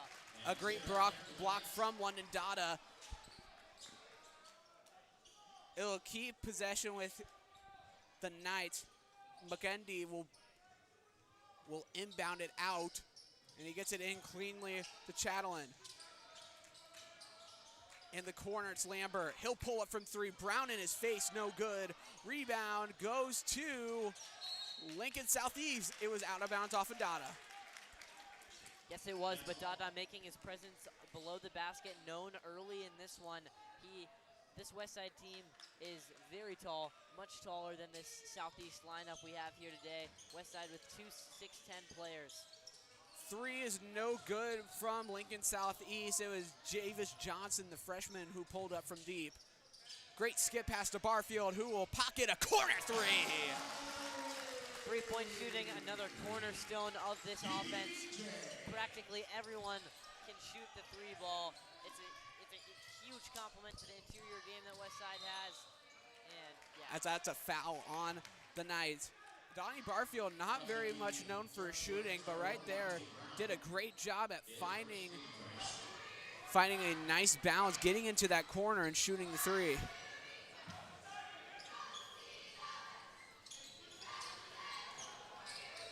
Lincoln Southeast looking to get in. They do cleanly to Kubik.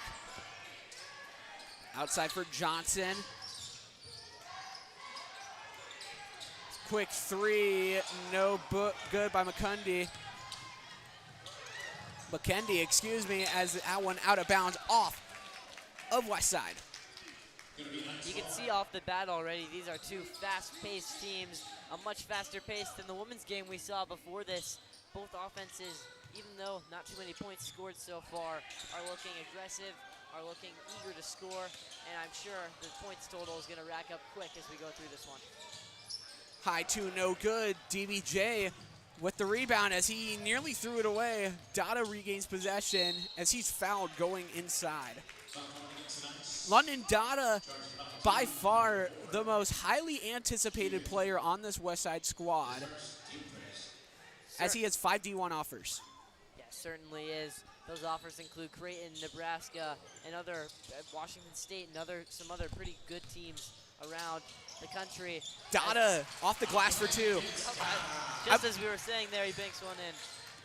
He's got 3 high major offers from Nebraska, Creighton, and Iowa, along with others like Belmont and UNO. As a 3, they're good by the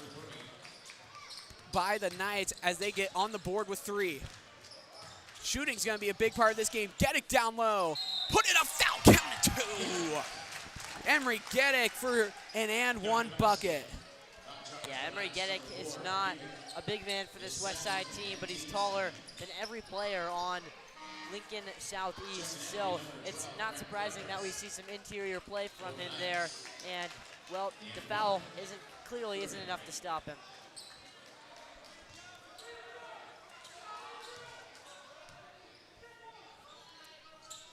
Geddick's buck free throws no good. The Achilles heel for this Westside team has been their free throws. Yeah, certainly has been. Only shooting 60% on the season, which is far below the average, especially for teams in the top 10. Outside Lambert.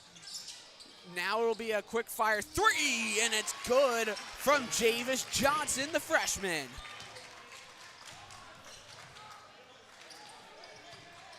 (7-6) the score with about 5:10 left, and a foul against Lincoln Southeast. Yeah, a bit of groaning from the fans here in attendance in support of the Knights. Certainly a lot of contact there. Maybe could have gone both ways.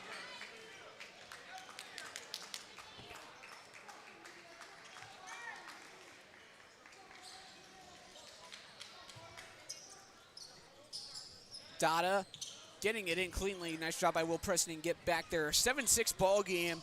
Warriors up by a point. Geddick, open lane to the rim. Euro stepping his way for a foul.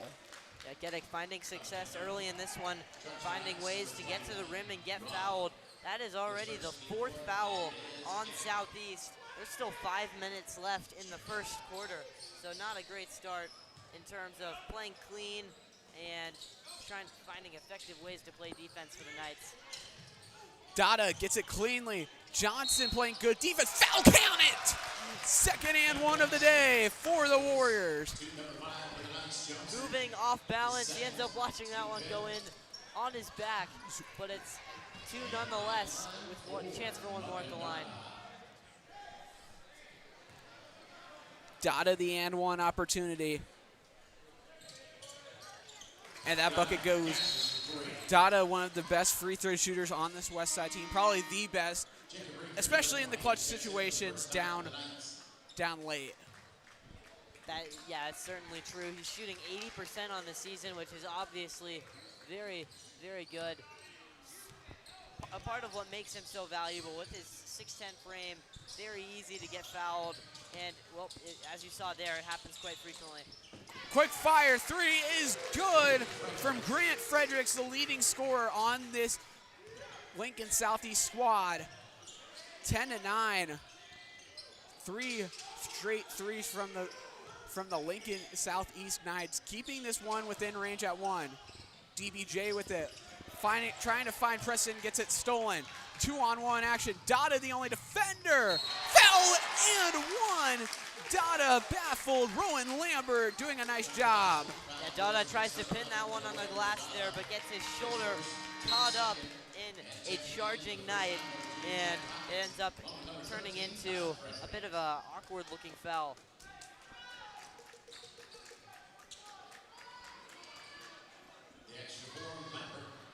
Lincoln Southeast captures the lead for the first time tonight as the and one bucket goes, and the Knights are up by a pair.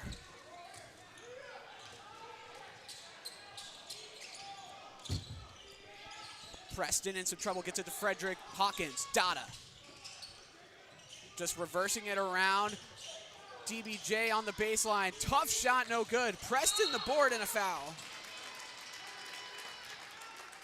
Yeah, you see Frederick on the court here. He's certainly been one of the biggest surprises here for this Westside team, getting a ton of playing time. Only a sophomore.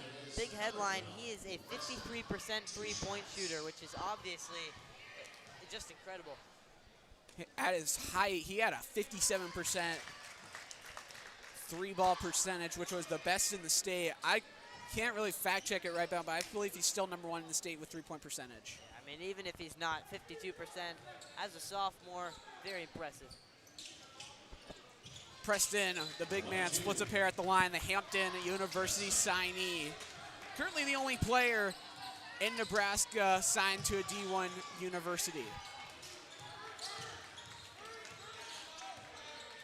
Good defense by DBJ on Chatelain. Driving in, kick to the corner, three, good. Fredericks again, 5 threes, 4 threes, and an and one bucket, getting 15 points on the board. Dada the answer, splash! That is wet. Certainly is. London Dada, arguably one of his big strengths is that three-point shot, as Lincoln Southeast can't connect from 3 there. The heat check by Lambert was no good. Frederick down to Preston, back out Frederick. They lost him, and he will not make him pay. That one looked good from up here, just off the back of the iron. And Frederick's 3 is no good. He was 2 for 2 before that. We got Fredericks on Lincoln Southeast and Kai Frederick on the other end. Barfield is 2 for 2 from 3. 2 from the corner, 1 from the right, 1 from the left. He has 6. The 3's starting to hit here, and it's certainly ramping up the intensity of this game. These teams having to get down and back the court a lot faster, trying to cover the perimeter. Down low. It's Chatelain back out to Fredericks. He'll look to penetrate. He does, and will draw the foul on Hawkins.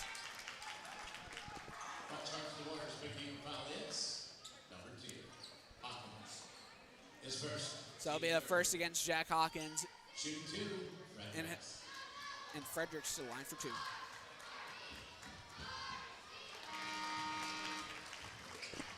First one is good.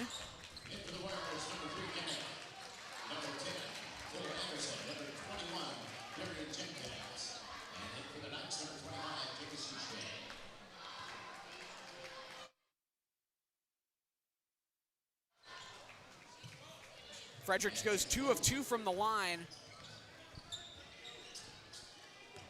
Hawkins on the other end. Fredericks trying to get to Gedek. He does. Down to Anderson. Gedek looking to get position. He does, and he gets the bucket. Yeah, Gedek's having a great start to this one, finding almost all of his points there under the rim, which is exactly what I think Westside wants to see more of him doing. A couple early buckets from Emery Gedek and a high-scoring first quarter. 19-17 in favor of the Warriors. Inside, fading away, blocked by Kai. The two-way player immediately turns it over and immediately gets another steal. Ball's on the deck, and Whoa. a Timeout. timeout will be called. And a great job by Lincoln Southeast to hop on the rock. Yeah, good job not letting Westside try to maybe sneak a little bit of a tie-up there. Good call by Coach Joey Wernick to get that timeout off. And a timeout from us here on the WTV Live Network. Warriors up by a pair, 19-17.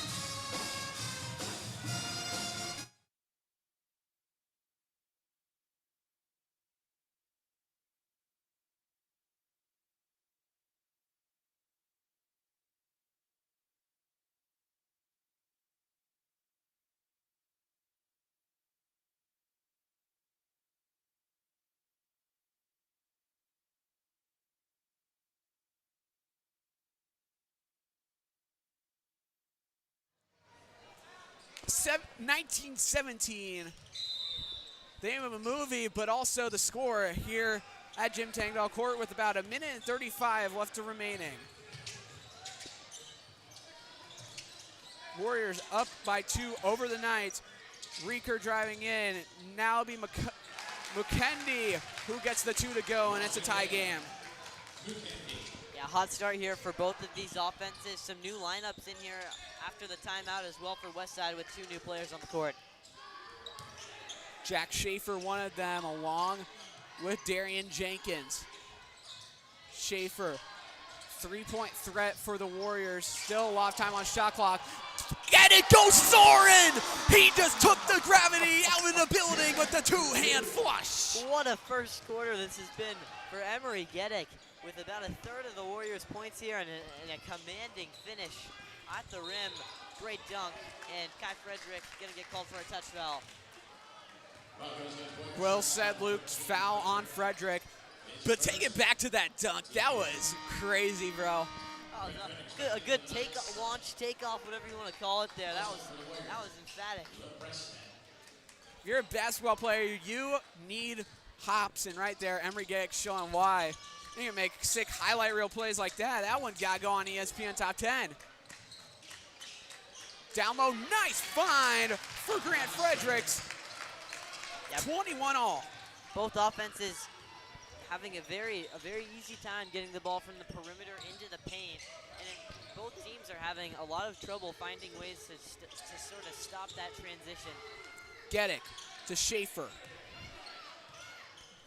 Not much difference between shot and game clock, maybe a half a second. So that's what Westside's gonna do. They're gonna take this one down as much as they can. Jenkins nearly traveling. Frederick, pump fakes, 3, foul, and 1! Oh, yeah! We were saying he was the best three-point shooter in the state, and there he gets a potential 4-point play opportunity.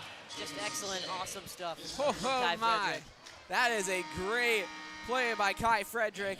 The and 1. 4.8 left to go. The Warriors up 24-21.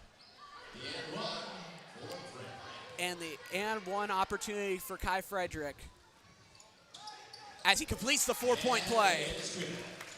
4 seconds left to go. 3, 2, 1. Step back. 3 at the horn. Foul and 1.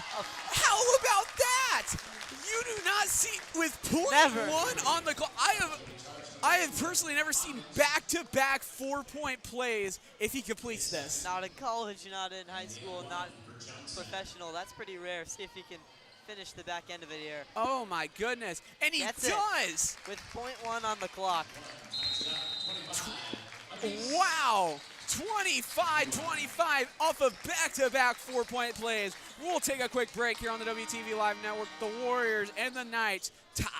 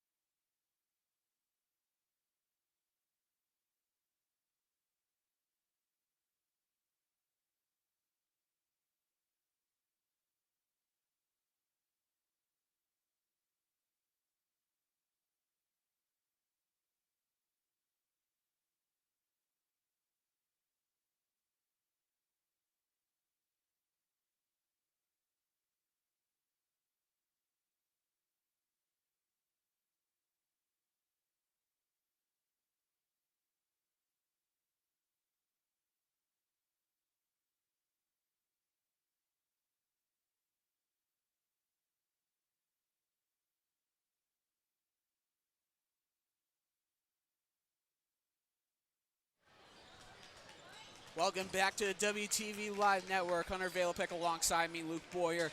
25-all after a thrilling end to that first quarter, including back-to-back 4-point plays from Westside's Kai Frederick and Lincoln Southeast Javis Johnson. Yeah, certainly a rare, I guess, rare, just unprecedented little series of events there. But, I mean, in the end, it's a 25-point first quarter for both teams. Obviously, we know these are two high-powered offenses, but that is huge scoring volume for Southeast. I think it's highlighted by, I think that's like almost 6 threes. So that's obviously huge. No, not 6. It would be 4. But that's a ton of 3-point scoring, and Westside's followed it up with great play in the interior. Dada to get a cross-court pass. Geddick in some trouble. He nearly loses it. And nice defense by the Knights, as Westside has to hustle back quickly with the Knights in transition. Chattel in for 3. No good. And Donnie Barfield Jr. with the board. DBJ gonna drive it to the other end. He's gonna go high flying. No good. And a foul late. Late whistle there. Donnie Barfield, known for his high flying antics, right there trying his hand at a kind of an acrobatic layup. Bit of a scoop and score there. But it'll be 2 free throws at the line after a late whistle.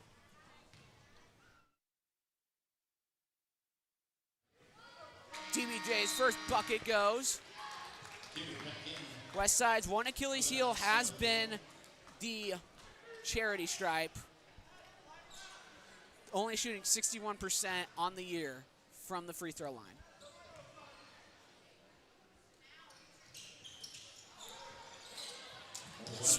One of 2, DBJ goes. He'll split a pair. Johnson bringing it up the floor. Now to Lambert. Kick to the corner, back to Lambert. Down Johnson. Kubik. Down low. Still 13 left to go on the shot clock. Lambert, corner. Pump fake. Nowhere to go. Johnson with 3 on the shot clock, attempting a tough 3, airballed it, and that's shot clock violation. Yeah, it's got to probably be the worst possession that we've seen from Southeast so far this game. And it ends in an ugly turnover, which is something that we saw a lot of in the girls' game earlier today, but not much of so far in the boys' contest. Monte Brown running the offense down to Dada. Looking for position, and he's fouled. That's about the only thing you could do against London Dada is try to get as much physical contact as you can. He's already been fouled, I think, 2 or 3 times today. We saw, I think it was 4 or 5 fouls from Southeast in only the first 4 minutes of the first quarter, so that's certainly one of the aspects they were using coming into this one. DBJ goes high flying. He misses the gimme layup in the corner. Lambert cannot pocket a 3. This one still remains at a 1-point Westside lead. Barfield looking for anywhere to go, gets it to Brown.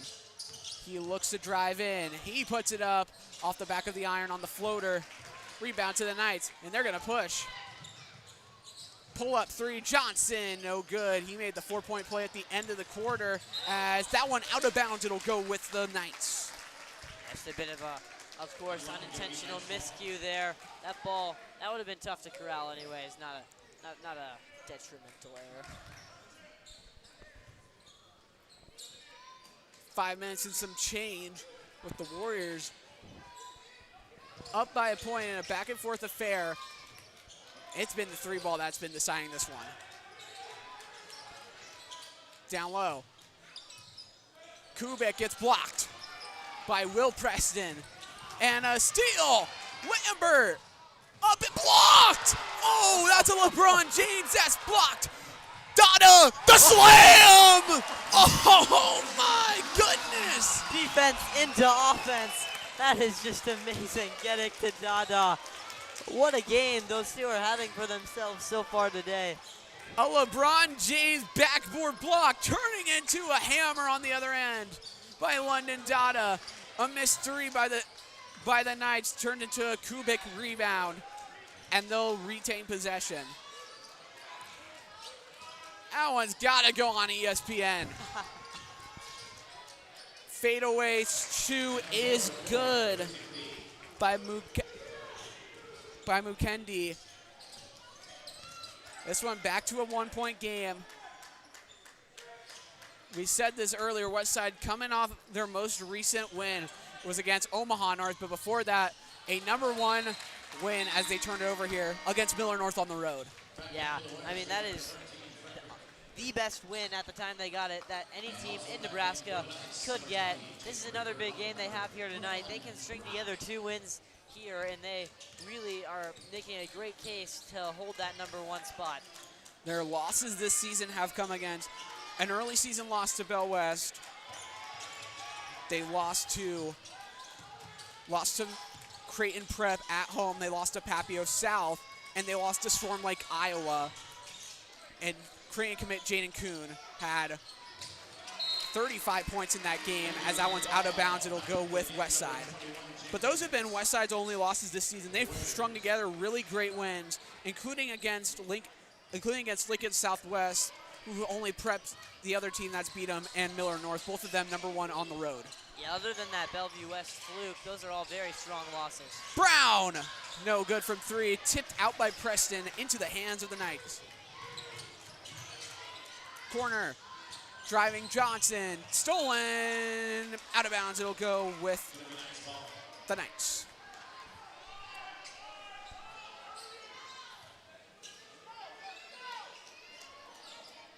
Johnson, the only freshman on this team, will toss it in. Gets it to J.D. Rock.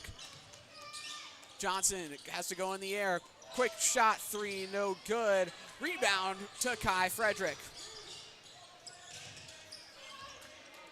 Brown on the outside. Between him and Jenkins. 2-3 zone look from the Knights. Dada on the outside. Frederick from the corner. No good. It's been a little cold from 3 lately.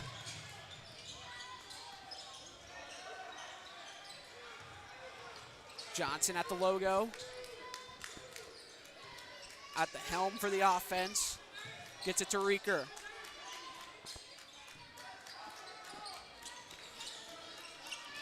Johnson back to Reeker. Westside in a 3-2 zone.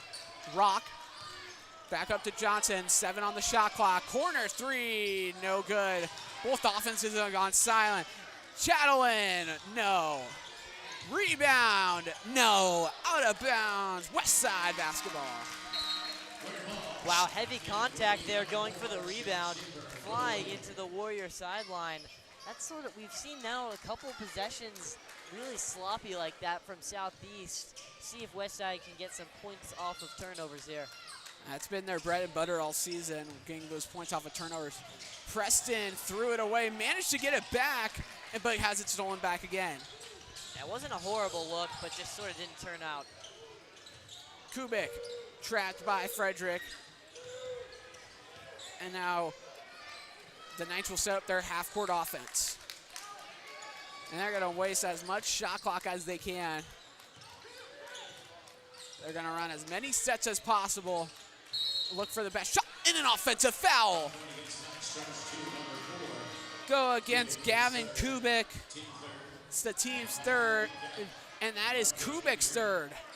That's big. That's their best three-point shooter. Kubik shooting 42% from 3 on the year. That is a big loss. They're going to leave him out there, but with 3 fouls, he's certainly going to have to come out soon. In the corner, Schaefer, Jenkins, Geddick has a good look. Barfield for 2. A great find down low, pocket passing. And that's what Westside's got to do against this 2-3 zone, find the pocket. Corner 3, great closeout by Geddick, but it doesn't matter. Jacob Reeker will pocket it from the corner. This one's all tied up at 30. Schaefer, him and Jenkins just passing it around with each other. Finally getting into Geddick. Barfield, that's just the same play they used last time except a different result. Nice defense by the Knights. Johnson going coast to coast foul. 2 shots coming up. Gedek with some aggressive physical defense. We've seen it work at points throughout this game. It just couldn't quite come together there for him, and that is his first foul of the game. Johnson's first goes. Number 15, Shamar Tyler enters the game for the first time for the night. Javis Johnson, 73% from the line. Respectable average. As he cans both of them, Southeast recaptures the lead at 32-30. Yeah, in a contest like this, having reliable three-point shooters like these teams have is very important. It's very important. I mean, it's been a heavy combat, aggressive, physical game so far, and we're going to keep seeing the free throw percentage and free throw performance have a big impact. Brown, get it down low. He'll go flying. He does, and a charge! Going the other way, and a great job by Southeast to take it. Brave charge right there, braving a driving Emery Gedek, but it ends up paying off, and that is Gedek picking up 2 fouls in a short amount of time there. Not many people can take a charge from Emery Gedek and live to tell the tale. But a nice job to draw the foul, and about 10-second difference between shot and game clock. As we have 35 seconds left to go. Quick three, Johnson, no good. Rebound, shot clock turned off. And now they're gonna reset, and great basketball IQ by the Knights.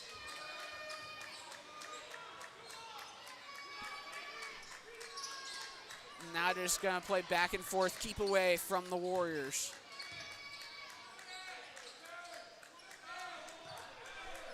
Ten seconds left to go. 5 seconds. Johnson finally making his move, and it works. 30. Jack Schaefer can't get it off in time. And it's 34-30 going into the break. Luke, what worked so well for both teams in that half? Well, we sort of saw some defenses starting to get into their rhythm. We only saw 5 points from the Warriors and 9 points from Southeast in that half. You compare that to 25-25 at the end of the first quarter, and that's a big difference, right? So that's, I think for both teams, getting that defensive improvement was pretty crucial. We'll send it down to halftime. 34-30 Knights. We'll be back in about 10 minutes with second half action. Stick around here on the WTV Live Network.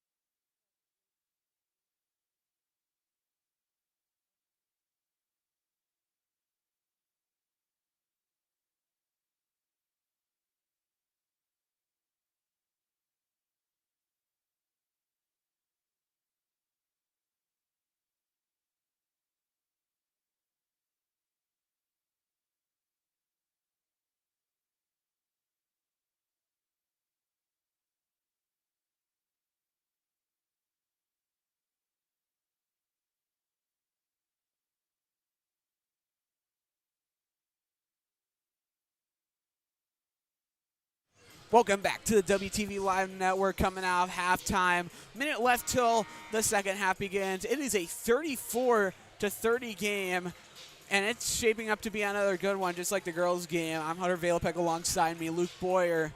Luke, it was an offensive slugfest in the first half, much of which was from downtown.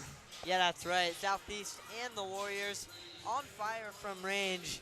We saw the offensive production slow down a little bit in that second quarter, but nonetheless, these teams with 30 and 34, and I can't wait to see what happens here in the second half. I asked Tom Kirkman his prediction before the game, Westside's athletic director. He said it was going to be a game up until the fourth quarter where he said the Westside would pull away. And it's shaping up to be that way, except we don't know if Westside could pull away. Lincoln Southeast has done a really great job keeping the wrangling the Warriors. Yeah, this is a great game. Probably one of the probably the best game on today in the state. Glad we're here for it, and the second half is about to get underway. I would say it's the best second best game in the state behind right now what we're currently watching up here in Nebraska and Purdue, which Nebraska came back from 22 down to make it into overtime. So hopefully you guys at home are also watching that game too. It's also probably the best game you can watch right now with us being the second best, but we'll take second best. Certainly will. London Dada has it at the top. Great find to Donnie Barfield Jr. As he loses it, Geddick retains possession. Dada, that's target practice, but he misses that one. Geddick skies for the board. Put back slam! Oh, my. Hoo-hoo. Raise the roof. He is having his way today. That's his, third dunk of the game already. He's got 10. He's got 10. And, yeah, this has just been the Emery Geddick show so far. Open look for Lambert. He drives in. Nice running shot. No good. Preston using a 6'10 frame to get the board as he threw it away. That was a questionable decision. Not sure what the hassle, what the rush there was. Turnover by the Warriors. Still a 2-point game in favor of Lincoln Southeast. Javis Johnson, good job to sky for the board. Kick to the corner. And now Lambert will go for the runner again, reversing. Ooh, that could have been a nice play, but no good. It'll be rebounded by Westside. They don't turn it over this time. Barfield. Geddick, another slam. Geddick is starting to take over this game for Westside. He's got a third of their points. He's consistently been the biggest contributor today. Him and Dada are running the show. 34 all, down low. 2-point good, no good by Mukendi. Brown, floater, no good. Rebound. Lincoln Southeast finding a nice pass up ahead, and he stepped out of bounds. Yep. Warrior basketball. Some sloppy play on the left end of the court, and the Westside gonna end up with possession here. Brown with it. If Westside's gonna win this game, it's gonna have to run through Brown and Geddick. Right there, Geddick outside Barfield. He made 2 threes early in that quarter, as they're gonna go back to him. From the corner, splash! Donnie Barfield is a flamethrower. Words that I thought I'd never say. Second three of the game for him. Third three of the game. Chatelain.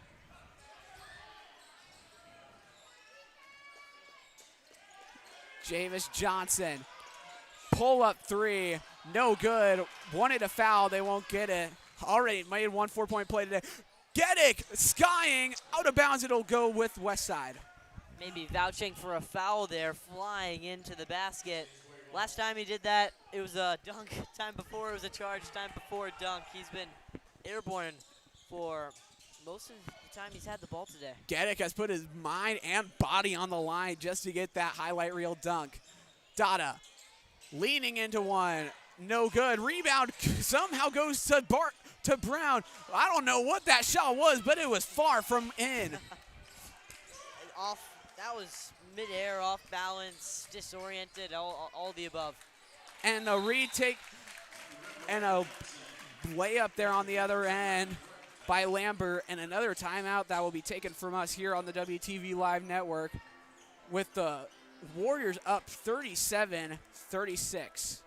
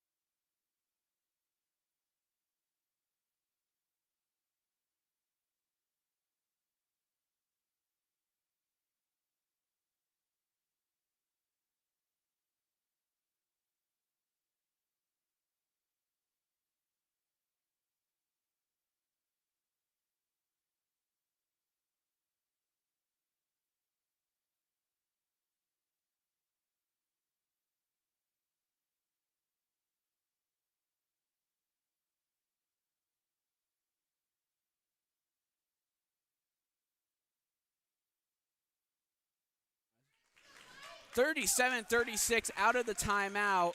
Warriors up by 1 as Monte Brown will begin with possession, looking to give the Warriors a 4-point lead or a 3-point lead.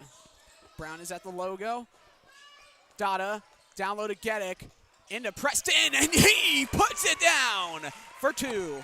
A lot of dunking going on today.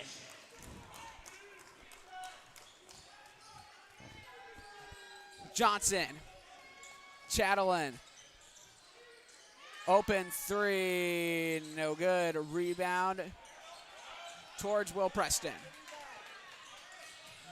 In the corner, Brown again!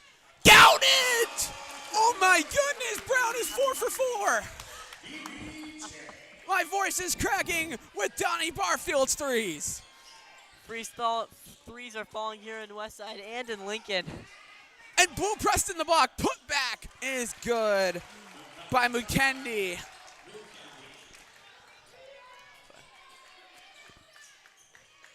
Geddick on the outside. Brown, Barfield, why not just shoot it from there, Donnie? No heat checks. No heat checks as Dada over and back. So a turnover by the Warriors, but they are up 42-38. Yeah, sort of starting to surge a little bit here. The Knights not really able to find an answer for Geddick, and then DBJ, as Hunter loves to call him, on absolute fire. He is 4 for 4. All of them have been corner threes. Sweet spot. Johnson, outside Lambert. He'll look to penetrate as he nearly traveled, and now they call it. Yeah, that was a pretty easy call. Insane. 42-38 with 3:47 left to go. They're probably watching it. All right. Frederick. Dada. Geddick now with it at the free throw line. Backing down his man. Geddick for 2.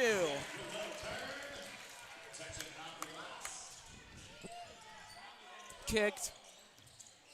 Driving in on Hawkins is a bucket from Jamison Shea, his first. Hawkins, the shortest man on the floor right now, maybe trying to look to him as a target, but he actually isn't a bad defender. Hawkins backs out. Geddick will try his trigger. Flash! 7-point lead, timeout Westside. Emery Geddick, got to have more than 15 at this point. This has been amazing to see from him. Now starting to take shots from behind the arc, complementing that game under the basket. We'll take a quick break here on the WTV Live Network. The Warriors up by 7.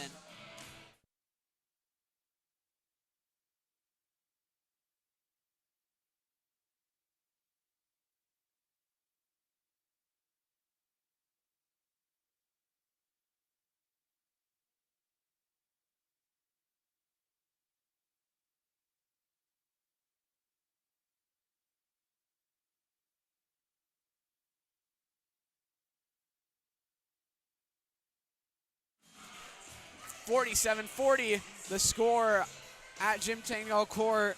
Warriors already breaking their huddle.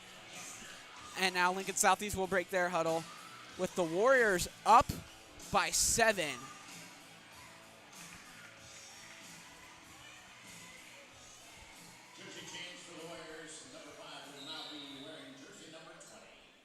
As we have a jersey change, Donnie Barfield Jr. goes from number 5 to number 20. So keep an eye out on that. Down low, Lambert kicking back out. Lambert driving in, loses it. Geddick, and a foul against Lambert. Yeah, it's a good call there. 2 people, just not enough contact on the ball. So I'll need to ask Coach Simons after this, why is Donnie Barfield 20? Now, Something wrong with the 5 jersey, I guess. Yeah, there it looked is like the athletic trainer over there fiddling around with it. Westside will have ball.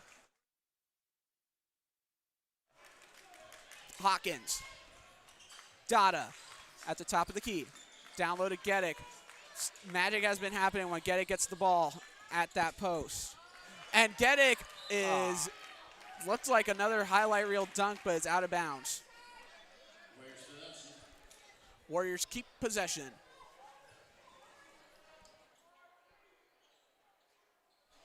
Dada with it outside at the top of the key. Geddick backing down his defender, losing it, getting it back. Hawkins. Barfield in the number 20, getting it in. DBJ putting the Warriors up 9. As it's coming down to the final seconds down Lincoln, half of these fans are on their phones watching the game down Lincoln decide. And that one going up and no good. Geddick the board. On the other end, Frederick down low, fouled. And right there on the other end in Lincoln, they had an and 1 foul. Purdue takes the lead with 5 seconds remaining. But remember, I'm calling both games here like Kevin Harlan. Oh, yeah. Jamarcus Lawrence hit a game-winning 3 as Dada gets it here on the other end. He goes up. He is traveled. I'm calling both games here with Jamarcus Lawrence. He hit a 3 against Illinois to win it. And this free throw shooter, Purdue shot 9 of 17 from the free throw line. That is unacceptable. Eesh. Shea fouled. And this is just I think the refs are planning this so that all these fans don't have to watch the Westside game and can look at the Nebraska game. You seem convinced. I am pretty convinced at this. I'm watching this. Brick. He missed the free throw, they but couldn't get the rebound. They're going to have to foul. it's a jump ball, and it's Nebraska basketball. It is. 3.9, maybe they'll review it. We'll get a little break here. Shea putting it up, blocked by Kai Frederick. Jenkins saves it. Hawkins to push. Long Wow. pass to number 20, Barfield. He goes up, and no good. Out of bounds. It'll stay with Westside. Man, I cannot believe That was a nice and 1 that layup Purdue from center, yeah. Clough. Hawkins throws it off of Frederick. It's out of bounds. So a timeout taken by the Nebraska Cornhuskers. But that one's going to come down to a thrilling finish. But we got time to watch this game too. Fred Hoiberg talking over with his team. As Chatelain will bring it up the floor. Shea with 1:17 remaining. He'll go to the rack. No good. Rebound. Out of bounds. Going with Westside. Some missed shots now from Southeast has allowed Westside to pull a 9-point gap while we've been talking about the Husker game. Mukendi checking back in for Lincoln Southwest. Okay, is it a coincidence here that Westside's wearing their white on red and Lincoln Southeast is wearing Purdue's colors of black and right. gold? This can't be coincidental. Jenkins, Hawkins, getting inside. Great find in the corner. Jenkins is 3, airballed. Rebound towards the Knights. Shamar Tyler, a nice job to corral the board. And a block by Jenkins. Nice block. Dada going coast to coast. He got the layup. Too easy for Dada there. In transition, easy bucket, great pass. Coach Simons and the rest of the assistant staff screaming too. They're watching it. Yeah, most of our student sections watching the game. 51-40 in favor of Westside. 4-second differential between shot and game clock. Quick three, good, while falling down by Lincoln Southeast. Oh no. Oh, he slipped. Oh, That's the game. They foul him. Frederick underneath, he gets it stolen. We gotta get back on topic here, Luke.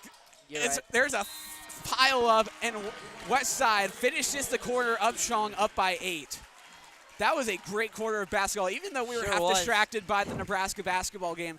51-43, Westside working so well, including 4 threes from Donnie Barfield. Yeah, now wearing number 20, Donnie Barfield, got it going on fire from 3, like you said, 4 for 4, and got 2 baskets in the 2-point range as well. We'll take a quick break here on the WTV Live Network. We'll finish watching up the Nebraska basketball game and get back with clean fourth quarter action.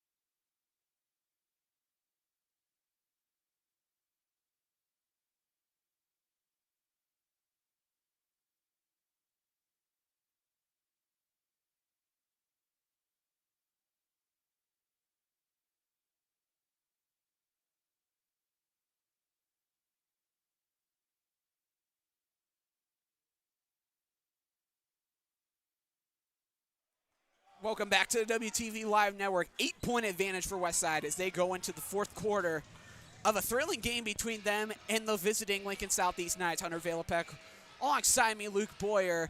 It has been 3 fests for both teams today, Luke. Sure has. Donnie Barfield Jr. and Emery Geddick leading the way for the Warriors. For Southeast, they've got the stars of their own. Let's see who comes out on top here in the fourth quarter. Nice find down low and a beautiful 2 from Grant Fredericks, who's had a good start to this fourth quarter with the Warriors only up by 6 now. Chatelain harassing Dada. Looking to go up, open look. No good from 3. Rebound goes to Preston. Dada, coast to coast, will go for 2. Dada avenges himself. That's a rare miscue on offense from him, but gets back at him with a 2-point fast break layup.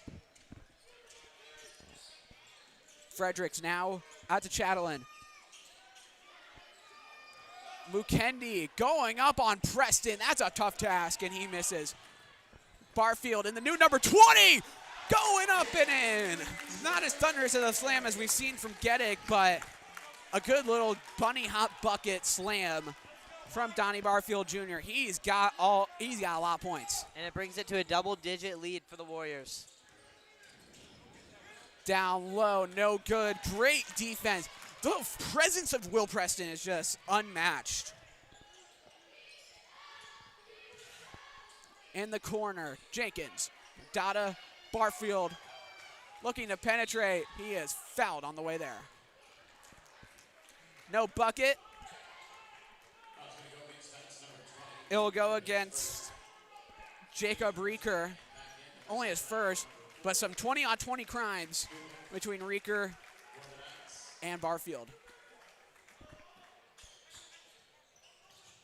Down low, Preston fouled. Tallest player on the floor right now for Lincoln Southeast. 6'6", 6'6", and Kubik.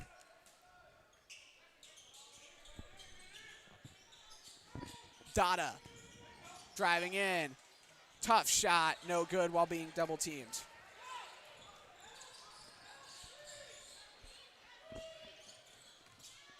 Johnson on the other end. Kicks to the corner. Kubik loses his dribble, gets it back. Shea with it. Jamison Shea at the top of the key. Nearly stolen by Barfield. He tried his hands, picking the pocket. And a foul. Will Preston had a nice job at blocking it, but the foul called beforehand. No goaltending, 2 shots. Will Preston, though, making his presence known, as Hunter was saying, under the basket. That is, it's sort of the fear-mongering going on where the ball just isn't ending up under the rim. He's standing at 6'10". The tallest player for the Knights is 6'7". So first one was no good by Johnson. Second is good as he splits a pair from the line. 6 minutes left to remain in this game, a 9-point advantage for the Warriors. Luke, how does Lincoln Southeast get back into this game and make this one at least a contest going back down the stretch? Well, their offense was thriving earlier with those 3-point baskets. Trying to create good looks from 3 is probably the only way they're going to get back into this one. And Preston raising the roof again.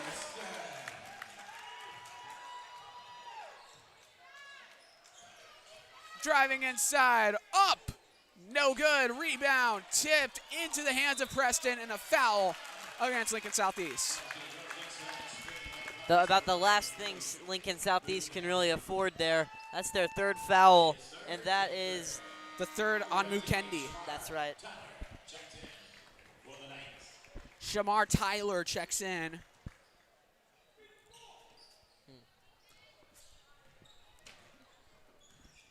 DBJ bringing it up the floor. Jenkins going inside on Chatelain. Nice fake, no good. Rebound tipped in. Oh, nah, bro. Basket interference, really? Basket interference on Will Preston. So no basket. Probably a good call. Looked a little early. It looked a little early, but it could have been gone either way. It's a boring call. I say get rid of basket interference. That's a penalty altogether. And in Euroball, there is no basket interference. Oh, there you go. That could be something they can introduce into the high school game. Inside, foul, no good. Javis Johnson to the line for 2. I don't know, man. I think my new rules would be pretty fire. Well, get rid of goaltending, get rid of fouls, get rid of basket interference. I say get rid of basket interference. Goaltending is pretty viable. Yeah, it would be pretty boring to have. It's sort of like in the NFL where they had to introduce the rule where you couldn't have the guy stand under the goalpost to try to block the field goals. It would be like Ed Too Tall Jones. Yeah. that was a great strategy back in the day. As that one of 2 from the line for Javis Johnson as he split a pair each of the last 2 trips to the line. Brown going, running for 2. Monte Brown for 2.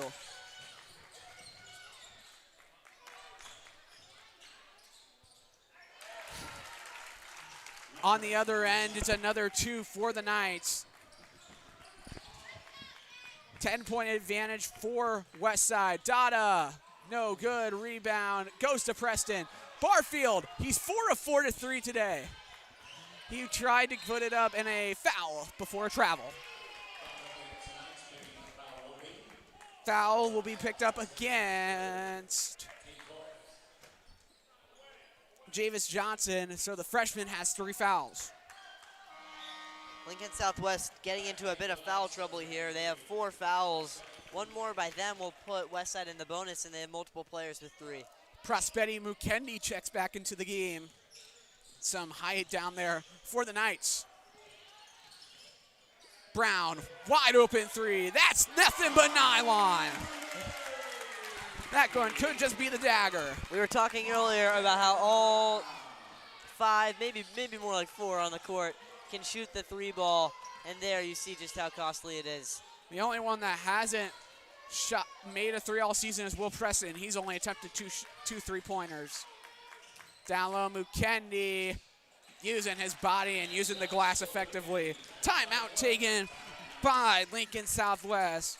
And an 11-point advantage, the Warriors have opened up a pretty big size lead as we have a 30-second timeout. So we'll keep it with you here on the WTV Live Network. But Luke, it's been offense the name of the game this time. In the girls' game, it was all defense. In this game, it's all offense, especially for Westside. They've been doing great from three, but they've also been putting the hammer down on low. Yeah, they've been able to stretch an 11-point gap here, sort of building off the momentum from that third quarter, and they've just sort of been able to keep pace. And if they can do that for another 3 minutes and 51 seconds, they'll walk out of here with a very quality W. Lincoln Southeast on a 3-game losing streak, just kind of playing. They started the year out great. Let's see, they were 8-0, and they were the number 2 team going into their game against Lincoln Southwest, which they lost by 7 points. And it's just been a tumble down from there. Since January 9th, they've only won 3 games. As Geddick scratched that. Barfield nearly went up for a slam. He missed.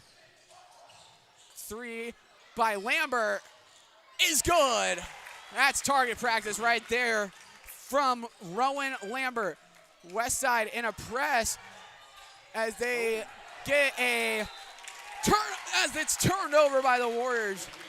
And you really can't do nothing much better than that. Transition 3 and then turnover. Yeah, Warriors have struggled with the press all year, and that was pretty ugly. That was, perfect execution from the Knights, and just a bit of a forced pass. It would have been a tough catch if there was no defender there anyway. And that one nearly a backcourt. Oh, he stepped out of bounds. Oh, wow. And a turnover against Lincoln South. No foul called there. Bit of contact that looks like forced him out. Joey Wernig wants an explanation. He won't get it. John with the refs on the sideline. Monte Brown with it. He nearly turns it over. Geddick stumbles, turns it over. Brown gets ran over like a linebacker. Travel. Thank you. And that is a devastator if you're Lincoln Southeast. What a mistake. That's 3-on-1. And it just, wow. That one you cannot afford to do. The hustle by Dada to get down there and not give up on the play forces that mistake. I don't think the defenders expected it. And a nice contortion of body from Donnie Barfield and his new number 20 gives the Warriors a 10-point advantage. And a timeout taken by Westside to calm everything down. And that will bring us to a timeout here on the WTV Live Network. 64-54 Warriors.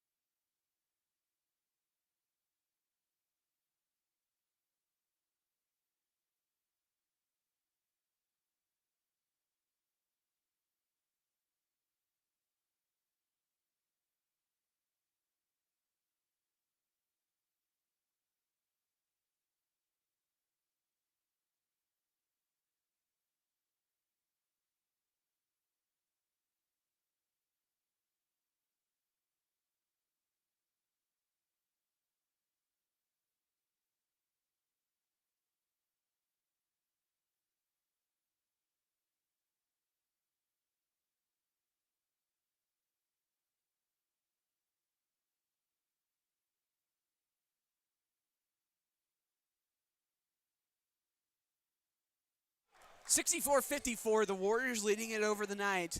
Should be a close finish here on the WTV Live Network. Thank you guys for joining us here today. As a quick 3 is no good. Can't get the soft finger roll. Geddick on the other end, loses it, regains possession, and gets the 2. And that it's not over, but that may ice the game right there. Step back, Lambert. If Lincoln Southeast wants to get back into this game, they need 3s. Javis Johnson, one of their spark plugs. Inside to Mukendi, stolen away but regained possession. They are using all of this shot clock, nearly a travel, and a nice job by Mukendi to find an opening. Yeah, good recovery there by the Knights. They needed points on that possession, and they need points on every possession from here on out, preferably 3-pointers. Barfield penetrates. Geddick going up, Sacre Blue for 2. That's like his 5th dunk of the game. Here come the Knights. As they get the 2 on the other end to silence this crowd a little bit. And a steal that's off of Lincoln Southeast. Yeah, despite the 10-point deficit, Knights, of course, fighting on, but this press, it's a bit concerning. The Warriors are really struggling with it.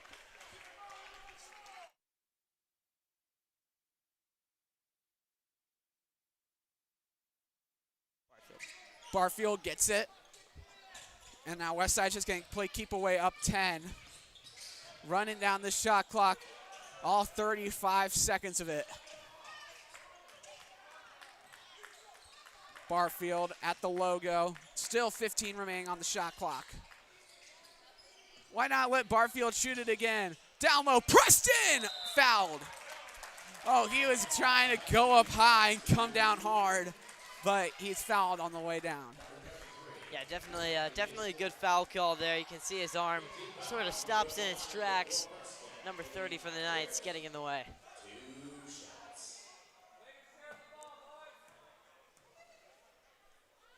First one by Preston, well short. Second shot coming up. Preston, not the greatest free throw shooter on this team.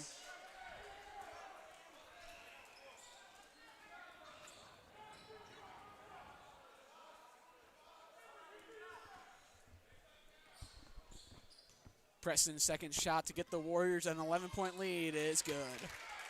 69-58. Down low, kicking it out. Chattel in. Mukendi nearly stepping out of bounds. Blocked by Pro. I don't know about that one, sir. All ball from my angle, but I guess you trust the guy right under the basket. Two shots coming up for Mukendi.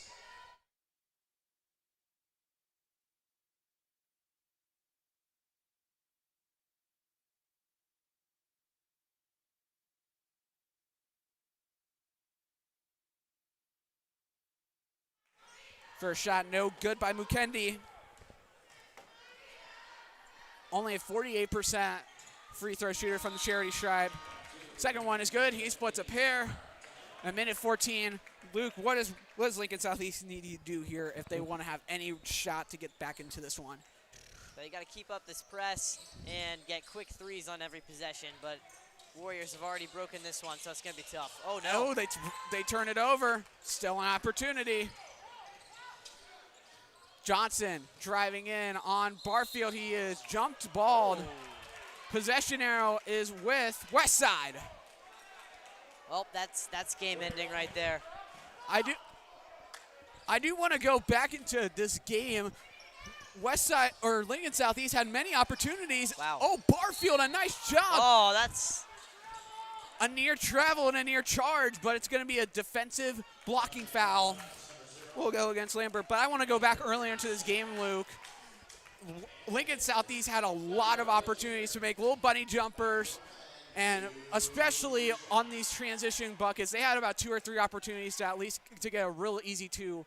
But Westside's hustle has just been outstanding today. Yeah, and you know those add up. You know, just a couple of those ends up being 6 points.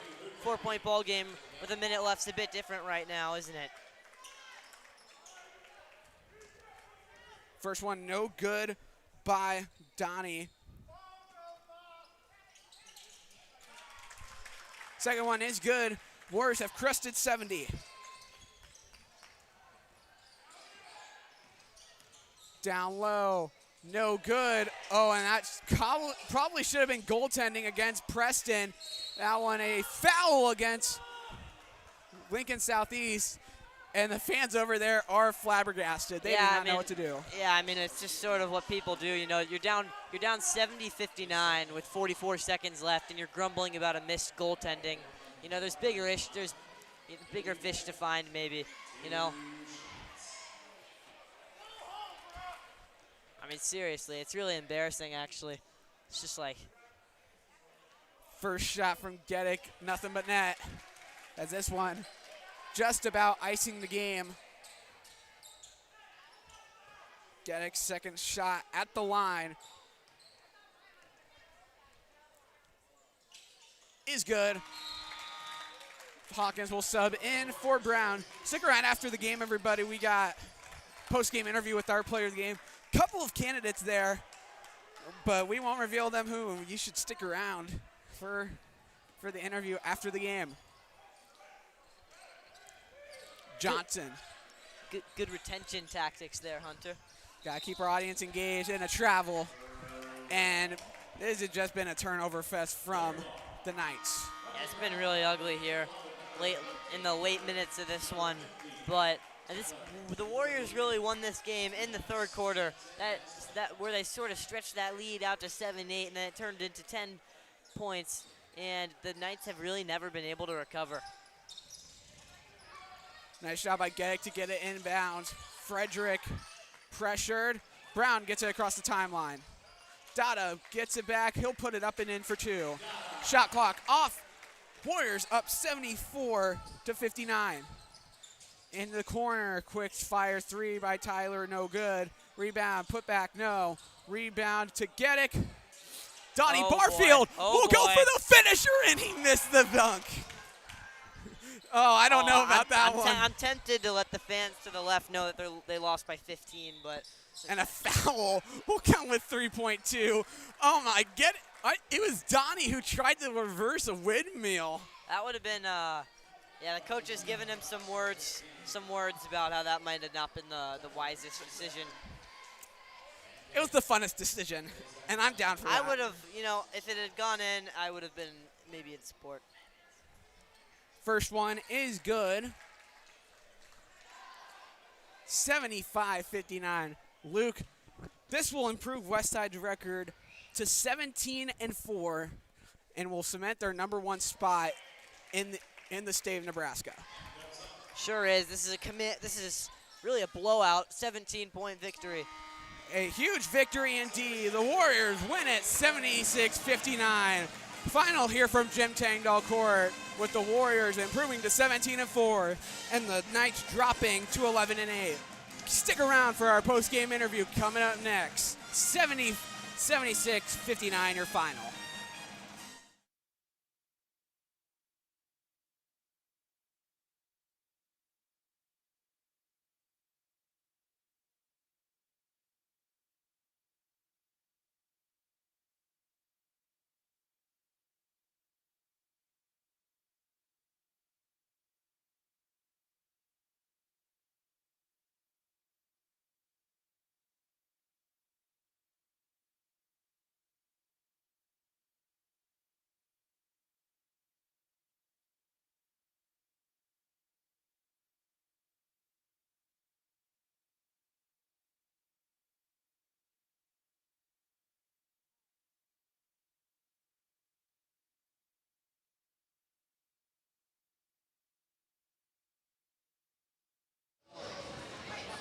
Welcome back to WTV Live Network. I'm here with our player of the game, Donnie Barfield. Donnie, a big performance from you today and a big win over Lincoln Southeast. What propelled you guys to this victory today?